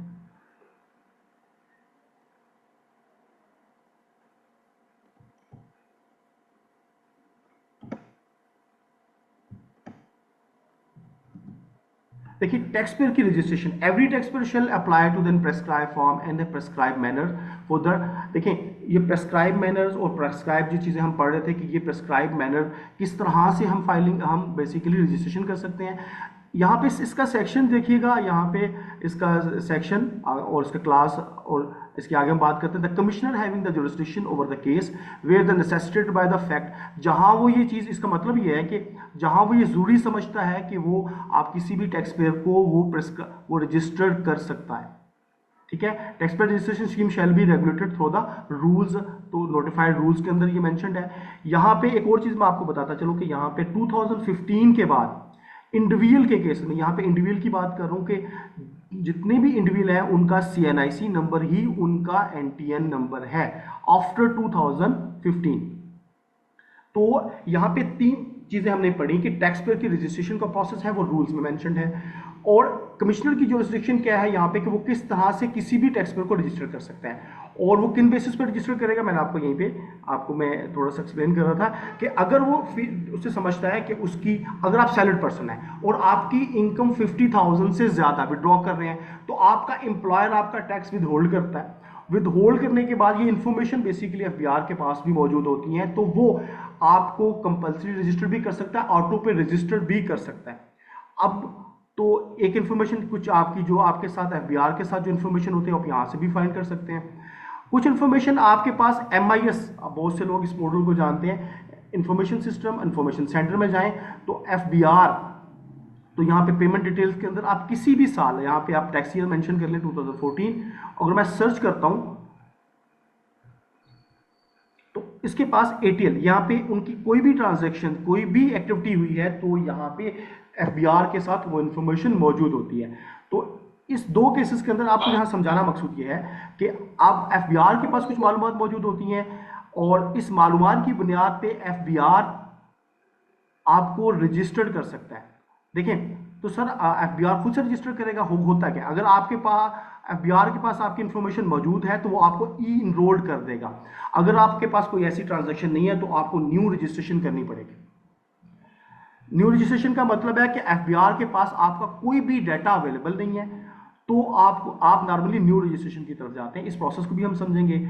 और इसके अलावा ये क्या चीज़ होती है सर, ई इनरोलमेंट क्या होती है? देखिए, ये छोटा सा फॉर्म है, ऐसी वो अगर आप ये फॉर्म फिल कर रहे हैं और आप एफबीआर के पास आपकी कुछ इन्फॉर्मेशन मालूमात मौजूद हैं, चाहे आपने कोई प्रॉपर्टी परचेज की, आपने बैंक से विड्रॉल किया, आप सैलरीड पर्सन हैं, आपकी इनकम जो है 50,000 से ज़्यादा है, स्लैब से ज़्यादा है, आपने immovable property, land plot, open या कंस्ट्रक्टेड प्रॉपर्टीज जो है बाय की, और आपने टैक्सेस पे किए, तो आप एफबीआर कमिश्नर के पास ये पावर है कि वो आपको इनरोल करता है, आपको रजिस्टर कर सकता है। उस केस में ये होता है कि आप रजिस्टर्ड तो होते हैं लेकिन आपके पास लॉगिन पासवर्ड नहीं होता। तो वो एफबीआर, जब हम रजिस्ट्रेशन के प्रोसेस की तरफ जाते हैं, यहाँ पे क्या होता है, तो आपको जब आप ये न्यू रजिस्ट्रेशन का फॉर्म फिल कर रहे होंगे तो वो जब आप इसको सबमिट करेंगे तो आपका क्या you need to e enrolment की रिक्वायरमेंट है, तो आप ई इनरोल करेंगे। दोनों केसेस के अंदर आपकी रजिस्ट्रेशन सेम कंसिडर होगी। यहाँ पे कोई क्वेश्चन हो तो प्लीज पूछ सकते हैं आप। इन दोनों की चीजों का कंसेप्ट को क्लैरिटी मिली आपको? ई इनरोलमेंट और ई इनरोलमेंट जो है वन टाइम। जी दोबारा पूछिए, आपकी आवाज क्लियर नहीं है सर। मैं कह रहा था ई इनरोलमेंट जो होती है वन टाइम होती है। ये दोनों ही वन टाइम है। वन टाइम का मतलब है कि आप ये दोनों ही रजिस्ट्रेशन का प्रोसेस है, आपके रजिस्ट्रेशन के दोनों ही प्रोसेस हैं। एक प्रोसेस उस सूरत में है कि एफबीआर के पास आपकी मालूमात है और उन्होंने आपको, कमिश्नर के पास ऑथराइजेशन है, वो आपको वो रजिस्टर कर लेता है, लेकिन आपको सिर्फ लॉगिन पासवर्ड के लिए ये बेसिक डाटा एंटर करते हैं और आप रजिस्टर्ड हो जाते हैं। दूसरे केस में अगर एफबीआर के पास कोई भी मालूमात अवेलेबल नहीं है तो आप न्यू रजिस्ट्रेशन की तरफ जाएंगे। दोनों ही प्रोसेस सेम प्रोसेस है, बट डिपेंड करता है कि अगर आप कोई ऐसी ट्रांजेक्शन्स कर रहे हैं जो एफबीआर की उस थ्रेशोल्ड लेवल पे आती है तो वो आपको रजिस्टर कर लेगा। जी ये समझ आया? होता ही है। जी जी जी जी पूछिए। मैं ये कह रहा था जैसे कि कभी ये होता है कि हमारे पास पासवर्ड नहीं होता है और ईमेल आईडी वगैरह के लिए भी उसको अपडेट करना पड़ता है। तो अगर आप एक दफा इनरोलमेंट कर दें तो अगर दोबारा कभी करना चाहे तो लिखा आता है ऑलरेडी एग्जिस्ट। इसकी वजह? आपकी आवाज थोड़ी सी कट रही है मुझे, थोड़ा सा can you speak bit loudly और थोड़ा सा क्लियरली बात करेंगे मुझे, ताकि मैं आपको एक्सप्लेन कर दूं। चलो आप कंटिन्यू रखें, मैं आपसे पूछ लेता हूँ। Okay fine. देखिए नॉर्मली दोनों के प्रोसेसेस बेसिकली हम इसको थोड़ा सा न्यू रजिस्ट्रेशन के प्रोसेस को भी देख लेते हैं। आप में से सबसे पहले इस फॉर्म के ऊपर न्यू रजिस्ट्रेशन को करने से पहले मैं आपको कुछ बुनियादी चीज़ें बता देता हूँ कि हम ये बेसिक चीज़ें तो आपने बहुत से यूट्यूब से भी सीख ली होंगी कि एक ऐसे रजिस्ट्रेशन करते हैं। इनमें जो स्टैरिक्स हैं ये बेसिकली कंपलसरी पार्ट होते हैं कि आप इसको कंपलसरी पार्ट है, यू हैव टू, ये आपको ये फील्ड आपको ऐड करना है हर सूरत। CNIC नंबर ऐड करते हैं, सपोज 345। अच्छा, इसके अलावा प्रीफिक्स आप अपने नाम के साथ कोई मिस्टर मिसेस, अगर फीमेल है मिसेस मिस्टर डॉक्टर वगैरह लिखना चाहें आप कोई भी सिलेक्ट करते हैं। इसके अलावा नेम, आप अपना नेम, फुल नेम, इसमें मिडिल में स्टैरिक मौजूद नहीं है। आप नाम का, अगर आपके नाम के 2 हिस्से हैं तो आप मिडिल पार्ट जो है स्किप करके लास्ट पार्ट को लिख दें। अगर सपोज सम केसेस के अंदर हो सकता है कि आपके पास कोई भी सेकंड नेम है नहीं, सिंपल वन नेम है, रेयर केसेस के अंदर होता है, तो उसमें आप क्या करेंगे, अगर सम प्रैक्टिसेस के अंदर आप एक डॉट डाल दें, लेकिन ये भी एक एक्सेप्टेबल प्रैक्टिस नहीं है। इसके अलावा अगर आप 2 स्पेसेस को वहाँ पे 2 स्पेसेस एंटर कर देते हैं तब ये आपको एक्सेप्ट कर लेगा। इसके अलावा कस्टमर जो है सर्विस प्रोवाइडर, आपका जो मोबाइल नंबर है, इसमें 2 चीज़ें देखिएगा। मोबाइल नंबर आप प्रोवाइड कर रहे हैं तो वो रजिस्टर्ड होना चाहिए आपकी CNIC के अगेंस्ट। पहले ये प्रैक्टिस थी तो कोई भी आपसे कोई अपना नंबर इंटर करता था, आपसे CNIC नंबर लिया और आपका ईमेल खुद से बना के आपका अपना नंबर ऐड करके तो वो ये लॉगिन में आपका इंटेंट बना देता था। तो ये बेसिकली इस प्रैक्टिस को डिस्कस करने के लिए एफबीआर कुछ चीज़ें अपडेट कर रहा है ताकि फ्यूचर में कुछ इस तरह के स्पैम्स वगैरह या कुछ फ्यूचर के अंदर कुछ इस तरह की चीज़ें ना हो सकें। तो आप भी बेसिकली सर्विस प्रोवाइडर हैं। यहाँ पे क्या एक पॉइंट है कि अगर आपका नंबर कन्वर्टेड है, आप मोबाइलिंग से टेलीनॉर पर कन्वर्टेड है, तो टेलीनॉर का आप नंबर जो कन्वर्टेड नंबर जिसमें आप कन्वर्टेड हैं उसी के नंबर को मेंशन करेंगे, वो सर्विस प्रोवाइडर अब वो है। इसके अलावा आप ये किस तरह से ऐड करेंगे, ये एक फॉर्मेट ऑलरेडी गिवन है, जैसे 00 के साथ आप एंटर करेंगे, इसको रिपीट करेंगे आप उसी। तो इसके अलावा आप ईमेल देते हैं। ये आपका पहला पार्ट है जो बेसिक इन्फॉर्मेशन का पार्ट है। आपको कोई क्वेश्चन हो तो प्लीज़ साथ साथ पूछते जाइए, क्योंकि कुछ क्यूरीज होती हैं अब आपके रजिस्ट्रेशन के प्रोसेस के अंदर, तो ये मैं आपको साथ साथ क्लियर कर देता हूँ। अच्छा, आप एड्रेस की बात करें, देखें यहाँ पे अगर आप किस तरह की प्रॉपर्टी में रहते हैं, यहाँ ये जो प्रॉपर्टी हम मेंशन करने जा रहे हैं ये इसका ये ज़रूरी नहीं है कि आपके CNIC का परमानेंट एड्रेस हो या आपका टेम्परेरी एड्रेस हो। आप फर्ज करें आपका परमानेंट और टेम्परेरी एड्रेस, दोनों एड्रेसेस के अलावा भी कोई आप जहाँ पे किसी रेंट पे रह रहे हैं प्रॉपर्टी, तो किस किस्म की प्रॉपर्टी, अगर आप रेजिडेंशियल प्रॉपर्टी में रह रहे हैं, आप किसी सपोज एजुकेशनल प्रॉपर्टी में, आप स्कूल कॉलेज है तो वहीं पे आप रह रहे हैं, तो आप वही प्रॉपर्टी मेंशन करेंगे। ये इसका एक्चुअली ये चीज़ें ज़्यादा मैटर नहीं करती एफबीआर का, इसका इम्पैक्ट आगे ऐसा नहीं है। तो इसमें आप सपोज हम कहते हैं कि रेजिडेंशियल प्रॉपर्टी है, रेजिडेंशियल प्रॉपर्टी के अंदर आप किस तरह की प्रॉपर्टी है, सपोज ये हाउस है, ये आपका हट है, आप जिस तरह की कैटेगरी आप उसमें से खुद से सिलेक्ट कर सकते हैं। उसकी मेजरमेंट देखिए, यहाँ मेजरमेंट पे बहुत बड़ा कंसर्न नहीं है, यहाँ पे सिंपल आपको मेंशन करना है कि आप कैनाल मरला, और ये एक्यूरेट होना इसका जो है ना जरूरी भी नहीं है। सपोज आप कुछ भी मेंशन करते हैं, अगर आप रेंटल प्रॉपर्टी में अगर आप एग्जैक्टली नहीं पता तो यूनिट नंबर तो आप ये मेंशन कर सकते हैं। आगे यूनिट नंबर बेसिकली होता है आपका हाउस नंबर है, आप सपोज अपना हाउस नंबर यहाँ मेंशन करेंगे। इसके अलावा स्ट्रीट कॉम्प्लेक्स, आप यहाँ पे स्ट्रीट नंबर कॉम्प्लेक्स है, जैसे कि कुछ प्लाजास वगैरह हैं। इसके अलावा लोकेलिटी ये आप मेंशन करेंगे। यहाँ पे सबसे इम्पोर्टेंट पार्ट ये रजिस्ट्रेशन के अंदर है आपकी सिटी। सर सिटी कैसे इम्पोर्टेंट पार्ट है? देखिए, अगर मैं रहने वाला हूँ पेशावर का और मैं यहाँ पर रावलपिंडी जो शहर है मेंशन करता हूँ, इसमें मल्टीपल ऑप्शन आ रहे होंगे इस सिटी के अंदर, इस रावलपिंडी के अंदर। सपोज आप में इसमें से कोई भी ऑप्शन सेलेक्ट कर सकते हैं जो आपका रेलेवेंट है। अगर आपको समझ नहीं आ रही तो इसमें तमाम सिटीज़ के साथ एक एंड पे एक ऑप्शन और आता है सिंपल रावलपिंडी, तो आप सेलेक्ट करके, तो ये जो सिटी है ये आपकी जुरिस्डिक्शन डिफाइन करेगा, आपका आरटीओ। फ्यूचर में हम ये बात करते हैं कि हमने अक्सर देखा होगा कि यार आरटीओ चेंज करवाना है, अगर आपके पास कोई कंप्लायंस आती है, आप सपोज एड्रेस वगैरह फ्यूचर के अंदर आप अपनी लोकेशन आरटीओ को चेंज करना चाहेंगे तो ये काफ़ी बड़ा प्रॉब्लम हो जाएगा आपके लिए। तो आप इसको सिलेक्ट करते हुए ज़रा थोड़ा सा केयरफुल रहिएगा कि जब आप सिटी सिलेक्ट करें तो इसकी बेसिस पे आपका आरटीओ डिफाइन होगा, ठीक है। आरटीओ तो जिसमें सपोज अगर आपको कोई लिटिगेशन है, कोई नोटिस वगैरह आते हैं तो आपको तो उनको एड्रेस करना है, तो उस केस के अंदर थोड़ा सा कॉम्प्लिकेटेड हो जाएगा और बाद में एड्रेस चेंज करना हो तो जाता है, लेकिन आपको फिजिकली कुछ चीज़ों के लिए मूव करना पड़ता है, ठीक है। या सपोज आप कई लोगों के केसेस के अंदर हमने देखा कि उनका ईमेल जो है वो उनका जो कंसल्टेंट या लॉयर है उसने उनको अपने से ईमेल लगा दिया, अपना मोबाइल नंबर लगा दिया, तो फ्यूचर में वो ही इज़ रिलेक्टेंट कि वो वापस नहीं करता उसके लॉगिन क्रेडेंशियल्स वगैरह। लेकिन अब बिहार ने इसमें काफ़ी अमेंडमेंट कर दी हैं, अब तो वो 60 डेज़ के बाद एक्सपायरी का एक ऑप्शन आ रहा है। तो वो ये था कि वो चाह रहे थे कि उनका क्लाइंट किसी और की तरफ स्विच ना करे, तो वो प्रोवाइड नहीं करते थे। तो फिर उनको क्या है, अगर वो वहाँ से ये पासवर्ड रिकवर करना चाहते हैं तो उनको फिजिकली आरटीओ में मूव करना पड़ता था। सीएनआईसी आप लेके जाएं वहाँ पे तो बहुत आसान था, लेकिन सपोज अगर आप पिंडी में रिहाइश पजीर हैं और आपने मुल्तान का आपका आरटीओ, तो आपको वहाँ पे फिजिकल जाना पड़ेगा।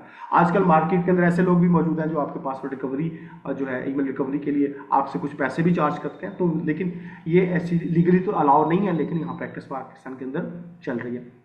तो ये जो कंसर्निंग एरिया है, ये हमारा सिटी, ये एक बहुत बड़ा रेलेवेंट कंसर्निंग एरिया है। यहाँ पे इसको क्लिक करते हुए, ये चीज़ को सिलेक्ट करते हुए ये चीज़ देखिएगा। सपोज अगर आप रह रहे हैं जिस एरिया में रह रहे हैं तो उसी को मेंशन करें, तो ऑटो पे ये डिस्ट्रिक्ट को पिक करेगा। कैपेसिटी देखिए, अगर आप ओनर हैं तो कितने परसेंट का शेयर है आपका, 10%, 20%, वट जो भी आप मेंशन करना चाहें। इसके अलावा अगर आप अपने फादर के साथ रह रहे हैं, आप प्रॉपर्टी आपके नाम पे नहीं है, आप टेनेंट हैं, आप किसी ऐसी जगह रह रहे हैं, तो इसमें सिंपल क्योंकि ये स्टैरिक है तो आप 1% मेंशन करके इसका कोई इम्पैक्ट नहीं होता किसी भी चीज़ के ऊपर, ठीक है। यहाँ पे अगर आप 1% मेंशन करते हैं, अगर रेंटल प्रॉपर्टी में रह रहे हैं, तो ये चीज़ें आपके लिए एक जो है मतलब यहाँ पे कोई एलिगेशन नहीं है एफबीआर की तरफ से।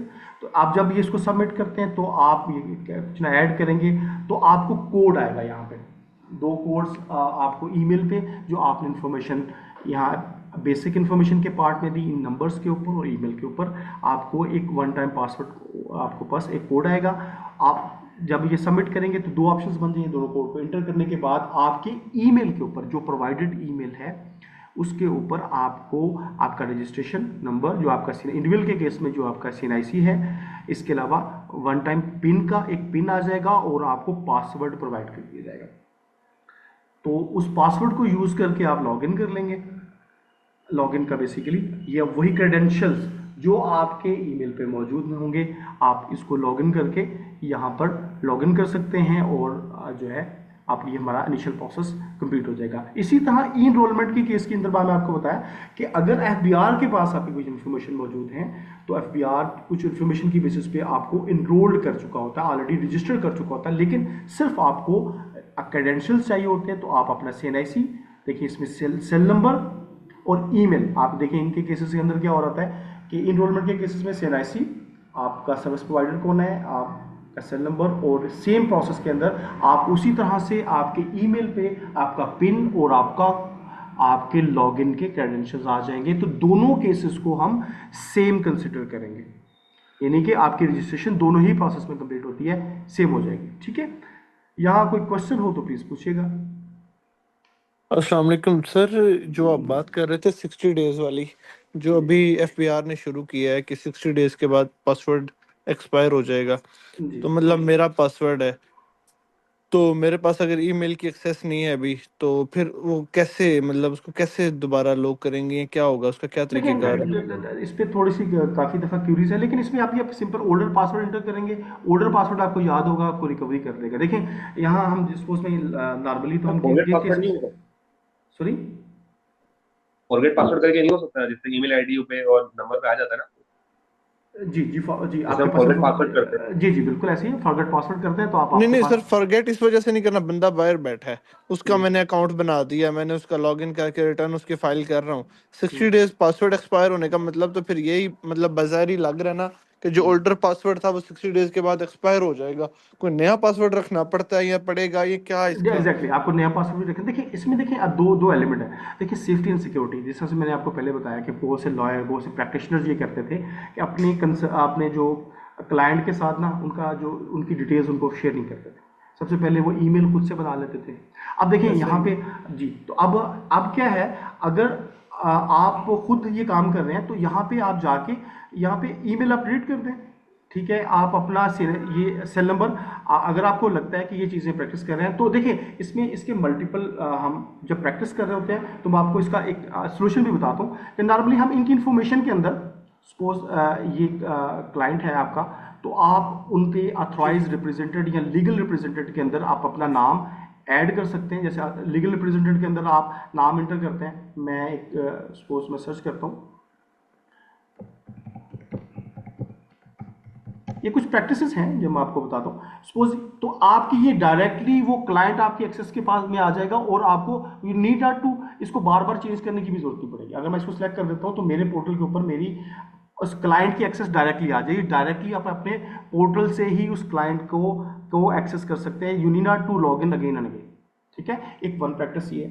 दूसरा ये होता है कि आप, ये तो एक्सेप्टेबल प्रैक्टिस अभी तक की तो सिर्फ यही है कि आपको उनके अथॉराइज रिप्रेजेंटेटिव में, अगर आप फैमिली अपने फैमिली का कर रहे हैं तो उनको अपने उनकी रिप्रेजेंटेशन अथॉराइज रिप्रेजेंट कर दें, तो उनके पोर्टल में इनकी एक्सेस आ जाएगी। उनके इस इन डिक्लेरेशन के अंदर उनके अगर कोई नोटिस आते हैं तो सारी चीज़ें आपको यहाँ मिल रही होंगी। मैं आगे आपको डिटेल से भी पढ़ाऊँगा। तो ये चीज़ भी एक प्रैक्टिस है। और दूसरा, आप जब देखते हैं कि उनका जो एक्चुअली ईमेल है या नंबर है, इसको साथ साथ अपडेट कर लें। ठीक है, इसके अलावा कोई चीज़ हो तो जो नई प्रैक्टिसेस हैं वो भी मैं आपके साथ जब आगे चलेंगे तो इसके अलावा मल्टीपल प्रैक्टिसेस हो जाती हैं इसके अंदर, कि हम एक चीज़ को कैसे लेके कवर करते हैं, किस तरह से जो है with the passage of time की जो नई नई चीज़ें आ रही हैं। FBI बेसिकली क्या होता है कि एक लॉ ना इन चीज़ों को इम्प्लीमेंट कर देता है। वो ये नहीं सोचता, वो ये नहीं देख रहा कि इससे जो यूज़र है वो किस तरह से डिस्टर्ब हो रहा है, या उसका जो रिप्रेजेंटेटिव है या उसका कंसल्टेंट है वो कैसे डिस्टर्ब होगा। तो FBI बस इंप्लीमेंट कर देता है, फिर वो रिस्पांस की बेसिस पे आपको दोबारा से फिर देखता है कि अगर रिस्पांस बैड आ रहा है डिफरेंट, तो फिर उसको उसके अकॉर्डिंगली चेंज करता है। तो ये चीज़ें दो तरह से प्रैक्टिस की जा सकती है कि आप अगर आपके क्लाइंट हैं तो सबको आप उसको एज ए लीगल रिप्रेजेंटेटिव खुद से शो नहीं कर सकते। तो ऐसा है कि आपको फिर 60 डेज के बाद खुद से अगर आप एक प्लान कर लें कि मुझे इन लोगों को चेंज करना है, पासवर्ड को अपडेट कर दें। जी हेलो जी, आपका क्वेश्चन एड्रेस हुआ या स्टिल?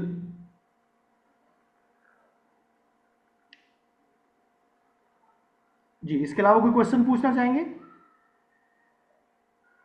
बेसिकली हमने तो साथ साथ ही नहीं समझा है कि जी सर 60 डेज के बाद पासवर्ड रिकवर कैसे हो रहा है, मतलब ये चीज नहीं समझा मैंने। 60 डेज के बाद पासवर्ड कैसे रिकवर होगा? जी, देखिए अगर हम लीगल रिप्रेजेंटेटिव नहीं करते हैं तो आप यहाँ मतलब पे उसमें नहीं डालते। देखिए new password policies, FBI has implemented a new password expiry policy will now expire every 60 days. If your password has expired, please use the forget password or change password option to reset it and regain access to your. तो basically ये clearly आपके ऊपर वो highlight जो popup करवा रहा है कि ये आप इस तरह से ये प्रैक्टिस को कर सकते हैं विद इन 60 डेज के अंदर। मैंने एक प्रैक्टिस आपको ये बताई कि अगर आप इस चीज़ को बार बार 60 डेज की प्रैक्टिस से बचना चाह रहे हैं, तो आपका वो क्लाइंट है या आपके फैमिली मेम्बर है, तो आप उनकी प्रोफाइल के अंदर जाके उसकी मैनेज प्रोफाइल के अंदर आप लॉग इन करते हैं, आपको लगता है कि ये चेंज हो रहा है, मैनेज प्रोफाइल के अंदर जाते हैं, तो उसके अंदर ये जो प्रैक्टिस है आप as a legal representative authorise representative के अंदर आप ऐड कर देंगे, तो इसकी एक्सेस जो है इनकी क्लाइंट की डायरेक्ट एक्सेस आपके पास आ जाएगी। ये मैं आपको फर्दर जब हम आगे क्लासेस होंगे तो हम एक प्रॉपर टॉपिक इसके ऊपर पढ़ लेंगे और इसको चीज़ों को अपडेट कर रहे हैं। और बाकी हम नॉर्मली ये देखें हम चेंज पासवर्ड कैसे करते हैं, वो 2 चीज़ें बता रहा है। फॉरगेट पासवर्ड करें, चेंज पासवर्ड का ऑप्शन है, आप ओल्डर पासवर्ड इंटर करते हैं, आप न्यू पासवर्ड इंटर करके उसको सेव कर देते हैं। तो ये सर चेंज पासवर्ड जब होगा आपके पास इसका एक्सेस है, जब तक आपके पास, जब एक्सपायर हो गया तो फिर वो आपने बताया कि सर देखिए, अगर आप प्रोफेशनल है तो आप क्या करेंगे, आप क्या प्रैक्टिस करेंगे, देखिए आप 60 डेज से एक्सपायरी से पहले ही इसको अपडेट कर देंगे। सर भूल जाते हैं, जैसे कि भूल हो जाती है, मतलब असल में क्लाइंट बहुत ज्यादा है हमारे पास, अब पता नहीं कि अब लॉगिन किया 2 महीने बाद लॉगिन करो पासवर्ड वो हो गया, मतलब फॉरगेट सर करना देखिए पड़ होता रहा ही है कि इसका भी हम थोड़ा सा आपको ना थोड़ी सी नाव में बताएंगे। देखिए अगर आपके पास क्लाइंट ज़्यादा है, आप उनको क्लाइंट को कैसे मैनेज करते हैं, आप किस तरह से उनकी शीट को मेंटेन करके किस तरह से इनको एक स्टेप बाय, देखिए क्लाइंट तो आपका है, देखिए अगर आप क्लाइंट को छोड़ भी नहीं सकते तो आपको ये चीज़ करनी पड़ेगी। देखिए इसके पीछे एक लॉजिक है, एफबीआर क्यों करना चाह रहा है कि जो बहुत सी ऐसी प्रैक्टिसेस हो रही थी उसको सिर्फ रोकथाम है। तो जो अवेलेबल ऑप्शंस मौजूद है मैंने आपको बता दिए कि हम किस तरह से ये चीज़ें कर सकते हैं। जी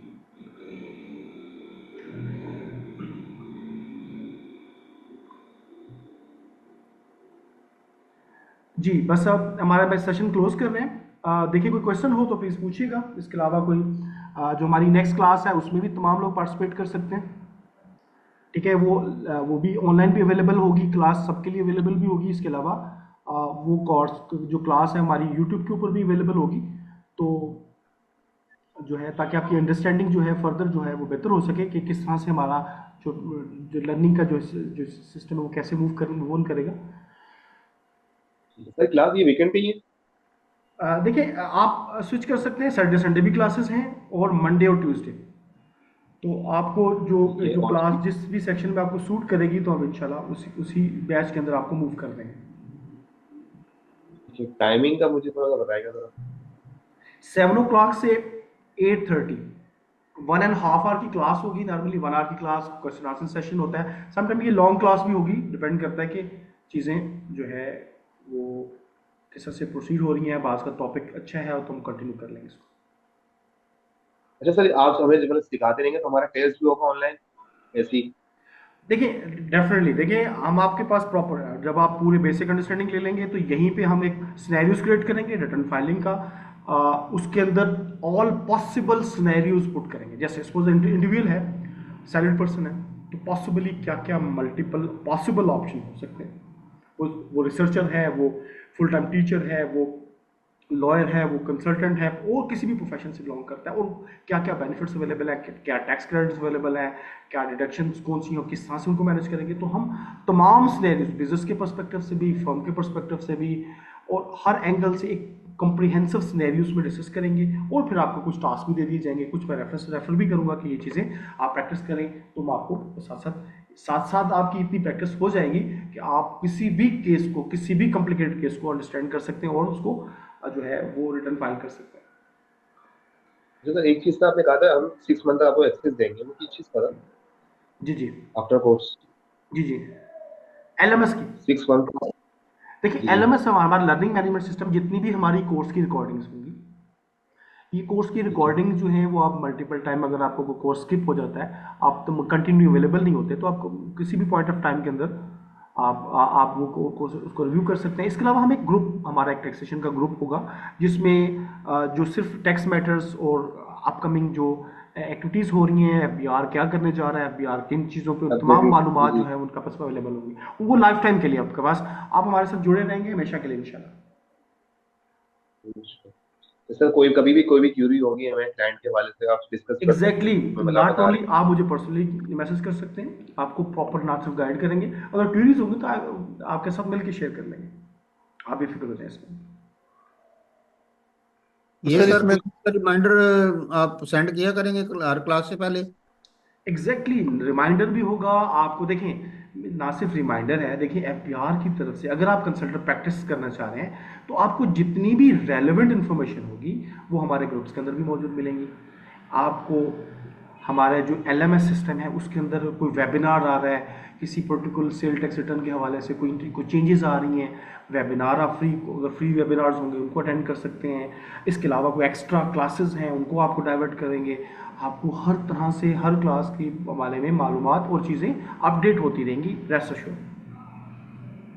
अस्सलाम वालेकुम सर, ये पूछना था जी कि मतलब शायद आपने पहले शुरू में बताया भी हो, मैं थोड़ा लेट ज्वाइन किया है अभी थोड़ी देर पहले ही। ओके। इसमें हम लोग एक के रिटर्न्स वगैरह का करेंगे, income tax return, sale tax return, जी इसके अलावा कंपनी रजिस्ट्रेशन वगैरह भी है इस कोर्स जी में शामिल एग्जैक्टली या? देखें कंपनी रजिस्ट्रेशन, हम फर्म को पार्टनरशिप को कैसे रजिस्टर करते हैं, ठीक है जी। रजिस्ट्रार के साथ हम इंडिविजुअल को, देखिए तमाम बिजनेसेस को रजिस्टर, कंपनीज की रजिस्ट्रेशन को सीखेंगे, बिजनेस की, इसके ये अलावा जो नोटिस। एससीसीपी वगैरह की कंप्लायंस वगैरह एग्जैक्टली ये सारे? ये भी कंप्लायंस बेसिकली हम ये भी आपको ठीक है जो सर। हमारी, देखें आपके कोर्स का कंटेंट आपके साथ शेयर कर देंगे, ठीक है जी। रेहान साहब कोऑर्डिनेटर है, तो उसमें कोर्स कंटेंट के अंदर ही एवरीथिंग इज मेंशन। ठीक है सर। जी इसके अलावा कोई क्वेश्चन है प्लीज आप पूछ सकते हैं। जरा स्केड्यूल जो है क्लासेस का वो दोबारा रिपीट करेंगे, ये संडे और जी मंडे को आपको होगी या आपको सैटरडे? क्लासेस जो हैं सैटरडे और संडे 7 PM से 8:30 PM सैटरडे संडे, और सेम मंडे और ट्यूसडे को सैटरडे संडे की क्लासेस अवेलेबल हैं। ये रिपीट होगी या दोबारा सर क्लास वो दोबारा अलग मिस बैचेस होगी? की तरफ आप जिसमें जाना चाहें, आपको लगेगा कि यार मुझे इस बैच के अंदर ये चीज़ें, हम इस टाइम 2 बैचेस को कंटिन्यू करेंगे। एक हमारा 3rd और 4th बैचेस हैं, होंगे ये सेम के साथ ही स्टार्ट हो रहे हैं, लेकिन क्योंकि कुछ रिक्वायरमेंट्स थी कुछ लोगों की तरफ से कि सर हम मंडे ट्यूसडे अवेलेबल हैं, तो आप किसी भी जो है सेक्शन में क्लास ले सकते हैं, सैटरडे संडे ले लें, मंडे ट्यूसडे क्लास ले लें। Thank you. कोई भी क्लास मिस होगी हमें रिकॉर्डिंग वीडियो मिल जाएगी। जी देखिए मैं आपको दोबारा रिपीट करता हूँ, आपको एलएमएस लर्निंग मैनेजमेंट सिस्टम, इसमें ये होगा। Learning management system. जी आपके पास एक पोर्टल है, जिस तरह से एक पोर्टल लॉगिन हो रहा है, आप अपने मोबाइल से खोलें, आप अपने लैपटॉप से खोलें, आप वहाँ पे हम क्रेडेंशियल आपको देंगे, जो सिर्फ एनरोल्ड लोग होंगे उनको एक्सेस देंगे। वहाँ पे आपकी सारी जितनी भी रिकॉर्डिंग्स पड़ी होंगी, हमारे सपोज आप 20th लेक्चर पे पहुँच चुके हैं, आपको पहले 19 लेक्चर सैंपल दिखा देंगे। जी पोर्टल आपके साथ शेयर कर दिया जाएगा, आप नेक्स्ट क्लास लें, आपको पोर्टल के अंदर वो सारी एक्सेस नॉर्मली आपको बल्कि आपको शेयर भी कर दीजिएगा, आप खोल के भी चेक कर सकते हैं, लेकिन क्योंकि वो एक्सेस के बगैर नहीं है, जब तक हम आपको रजिस्टर नहीं करेंगे ना, अगर जी हम जी आपको बिल्कुल। रजिस्टर नहीं करेंगे तो वो रजिस्ट्रेशन के बगैर वो पॉसिबल नहीं है कि आपको उसको फर्दर प्रोसीड कर सकें, ठीक है। लेकिन मैं आपको बता तो एक देता चीज हूँ, क्वेश्चन जैसे आ रहा है। जी जी देखिए ये हमारे पास ये हमारी चलिए आप साइट है, जी मैं आपको बताता हूँ, जैसे इंस्टीट्यूट ऑफ कॉर्पोरेट ट्रेनिंग, ये हमारा एलएमएस पोर्टल है, यहाँ से आप एक्सेस करेंगे तो वो आपके पास लॉगिन क्रेडेंशियल होंगे तो वो आपको यहीं से एक्सेस दे देगा।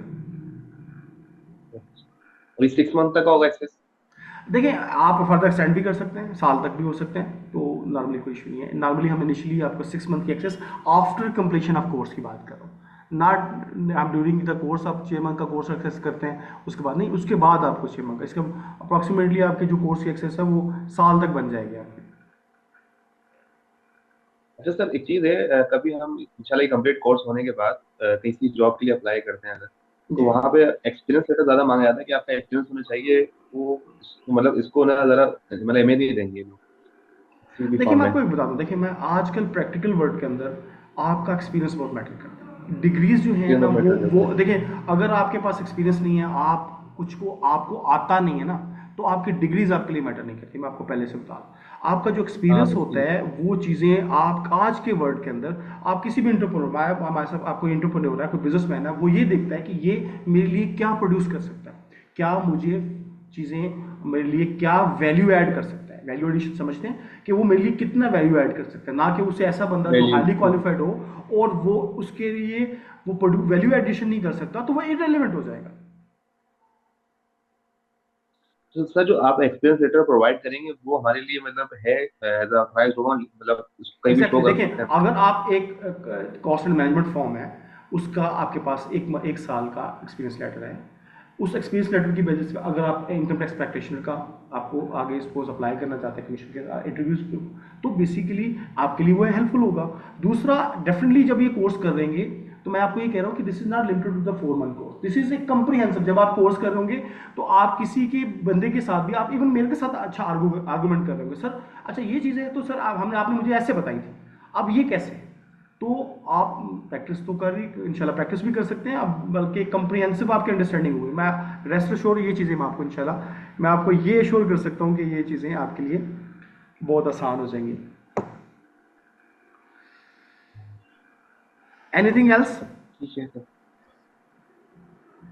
सर मगर मैं थोड़ी पिछली बात को, एक्सपीरियंस लेटर में डेट बड़ी मतलब मेंशन की जाती है कि डेट पर माना जाता है कि आपने इस डेट से जो भी ज्वाइनिंग दी थी फिर रिजाइन किया था, तो ये सब डेट मेंशन होती है जी लेटर में? एग्जैक्टली, हम डेट्स मेंशन होंगी तो एक्सपीरियंस लेटर के अंदर तो नॉर्मली ये होगा, तो आप 6 मंथ का होगा, लेकिन हम बेसिकली आपको इससे जो अर्लियर टेन्योर से स्टार्ट करके जो क्लोजिंग आपकी डेट यहाँ से आप क्लास को क्लोज करेंगे तो हम उसका एक्सपीरियंस लेटर आपको दे देंगे। अच्छा अच्छा, इसके साथ मैंने आज एक सवाल भी किया था, मुझे मतलब एफबीआर से लाइसेंस निकलवाना हो असल में आईटीपी का, इजली हो जाएगा? जी हो जाएगा, मैं आपको ना सारी डिटेल्स आप मुझे ना मैसेज कर दीजिएगा ग्रुप के अंदर, मैं आपको सारी तफसीलात इसके अंदर शेयर कर दूंगा। तो कुछ चीज़ें ऐसी होती हैं, देखिए जब हम जब कोर्सेज को आगे प्रोसीड करेंगे ना, देखिए डिपेंड करता है कि आज हम अगर उसको आपके किसी एक कंसर्न को एड्रेस करने लगे हो ना, नॉर्मल क्लास की इन्वायरमेंट ऐसी है, तो वो ये होगा कि वो क्लास डाइवर्ट हो जाएगी उस पर्टिकुलर एक फेज के अंदर। तो हमारी जो क्लास के जो कंटेंट है उसके अकॉर्डिंगली, बाकी मैं इसको आपको प्रॉपर गाइड करता हूँ, आपको डिटेल्स भी आपको शेयर कर दूँगा। अब एक ठीक है। ठीक है सर। सर कल भी क्लास होगी? जी ये क्लास होगी मंडे ट्यूसडे, उसके बाद आप कोई भी सेक्शन कोई भी चूज करना चाहें। ये क्लास कल आपकी क्लास नहीं होगी, मंडे और ट्यूसडे को इसकी फर्स्ट और सेकंड क्लास होगी। और ठीक है। ठीक है, तो जी उसके जी। बाद आप उससे जो जो कमिंग वीकेंड है, सैटरडे फ्राइडे सैटरडे संडे या मंडे ट्यूसडे, कोई भी चूज करना चाहें, date will be up to you. जी ठीक है सर। तो आप आपका ज्यादातर क्या कंसर्न है कि कौन से डेज में क्लासेस होनी चाहिए? हम तो सर वीकेंड पे ज्यादा वो एग्री हैं। ओके, असल में ज़्यादातर लोग जो है ना वो वीकेंड पे ही एग्रीड है। और तो हम थोड़ा सा एक पोल, हमारे पास इसी तरह के 2-3 और बैचेस भी थे, कुछ जो बहुत से लोग थे, हमारी क्लास बेसिकली शेड्यूल थी कल के लिए, जिसकी वजह जी से जी। बहुत से स्टूडेंट अवेलेबल नहीं हुए। तो सर वो हम एक शेड्यूल के तौर पे अगर हम थोड़ा सा ये मिसमैनेजमेंट जो होती है ना, ये थोड़ा सा इम्पैक्ट करती है। तो इंशाल्लाह आगे हमारी क्लासेस अपने इन टाइम हुआ करेंगी, तो कुछ चीज़ें फिर हम इनको रिकॉर्डेड लेक्चर शेयर कर देंगे, तो बाकी होपफुली वो भी ज्वाइन करके बाकी जो है क्लास की बिल्कुल इन्वायरमेंट। ऐसे ही है। ठीक। चलें जी बिल्कुल। हम। नहीं, वो ठीक बात कर रहे हैं आप। वो जो ये सर पूछ रहे थे ना, मेरा ख्याल है वो सर्टिफिकेट के बारे में, एक्सपीरियंस सर्टिफिकेट, मेरा ख्याल है उससे ज्यादा ये प्रैक्टिकली जो इसकी लर्निंग है ना, एग्जैक्टली वो मैं ज्यादा आपको ये बता, यूजफुल हमारे लिए देखिए होगी। आप ये बात समझे, देखें मैंने ना असल मैं ये बात इसलिए कर रहा हूँ कि मैं अब आपको वही बताने लगा, मैंने ये कोर्स ऑलरेडी किया, लेकिन मैंने तवज्जो से नहीं किया, आपके पास नहीं किसी और जगह से किया। तो सारा मैं मतलब एक शुरू में ही बात एक करते थे, वो बात ठीक थी कि आप लोगों ने जब इसको शुरू करना है ना, तो इस कोर्स के दौरान ही आपने मेरी फीस भी निकाल लेनी है, इससे ज्यादा ही निकाल लेनी है। तो वो एग्जैक्टली बात। देखिए आप मुझे मैं देखें देखिए मैं आपको बताता हूँ, कोई भी चीज़ें हैं ना, जब आप मैं आपको देखिए, अगर आप फोकस होकर नहीं करें तो मैं आपको सजेस्ट करूँगा आप कोर्स ना करें। आप हम फोकस तो होने का, फोकस होगी करना है, पहले नुकसान किया, अब तो फिर दोबारा इसीलिए आए हैं मैं। जी दूसरा देखें, जब तक आप टीचर के साथ मेंटोर के साथ आप क्वेश्चन नहीं करेंगे आपको समझ नहीं जी आएगी। जी। आपको एक दफ़ा नहीं आ रहा, आप मल्टीपल रिपीट करें, हम हो सकता सही। है वो आपका क्वेश्चन जब हम उस टॉपिक पे पहुंचे तो वो क्वेश्चन रहे ही ना, वो आपको पहले से एड्रेस कर दिया गया हो। सही बात है, बिल्कुल ऐसा ही है जी। जी बाकी आप वो फीस वगैरह या जो जो भी पैटर्न है, कोर्स कंटेंट है, इसके लिए वो हमारे कोऑर्डिनेटर रिहान साहब हैं, आप उनसे कोऑर्डिनेट कर लें, वो आपको अपना सब गाइड कर देंगे। देखें ये आपसे जो रिलेशन होगा हमारा, ये टेम्प्रेरी नहीं है, for the period of course timing के लिए नहीं है, लाइफ टाइम आप हमारे साथ कमिट करना चाहें, आप आपके पास क्लाइंट आते हैं, हमारी कंसल्टेंसी फॉर्म है, हमारे पास जो प्रैक्टिस करना चाहें, कुछ भी चीज़ें आप हमारे साथ कंटिन्यू कर सकते जी ठीक है, thank you sir, thank you. हैं। जी जी प्लीज़, मैं क्लोज कर रहा हूँ जी।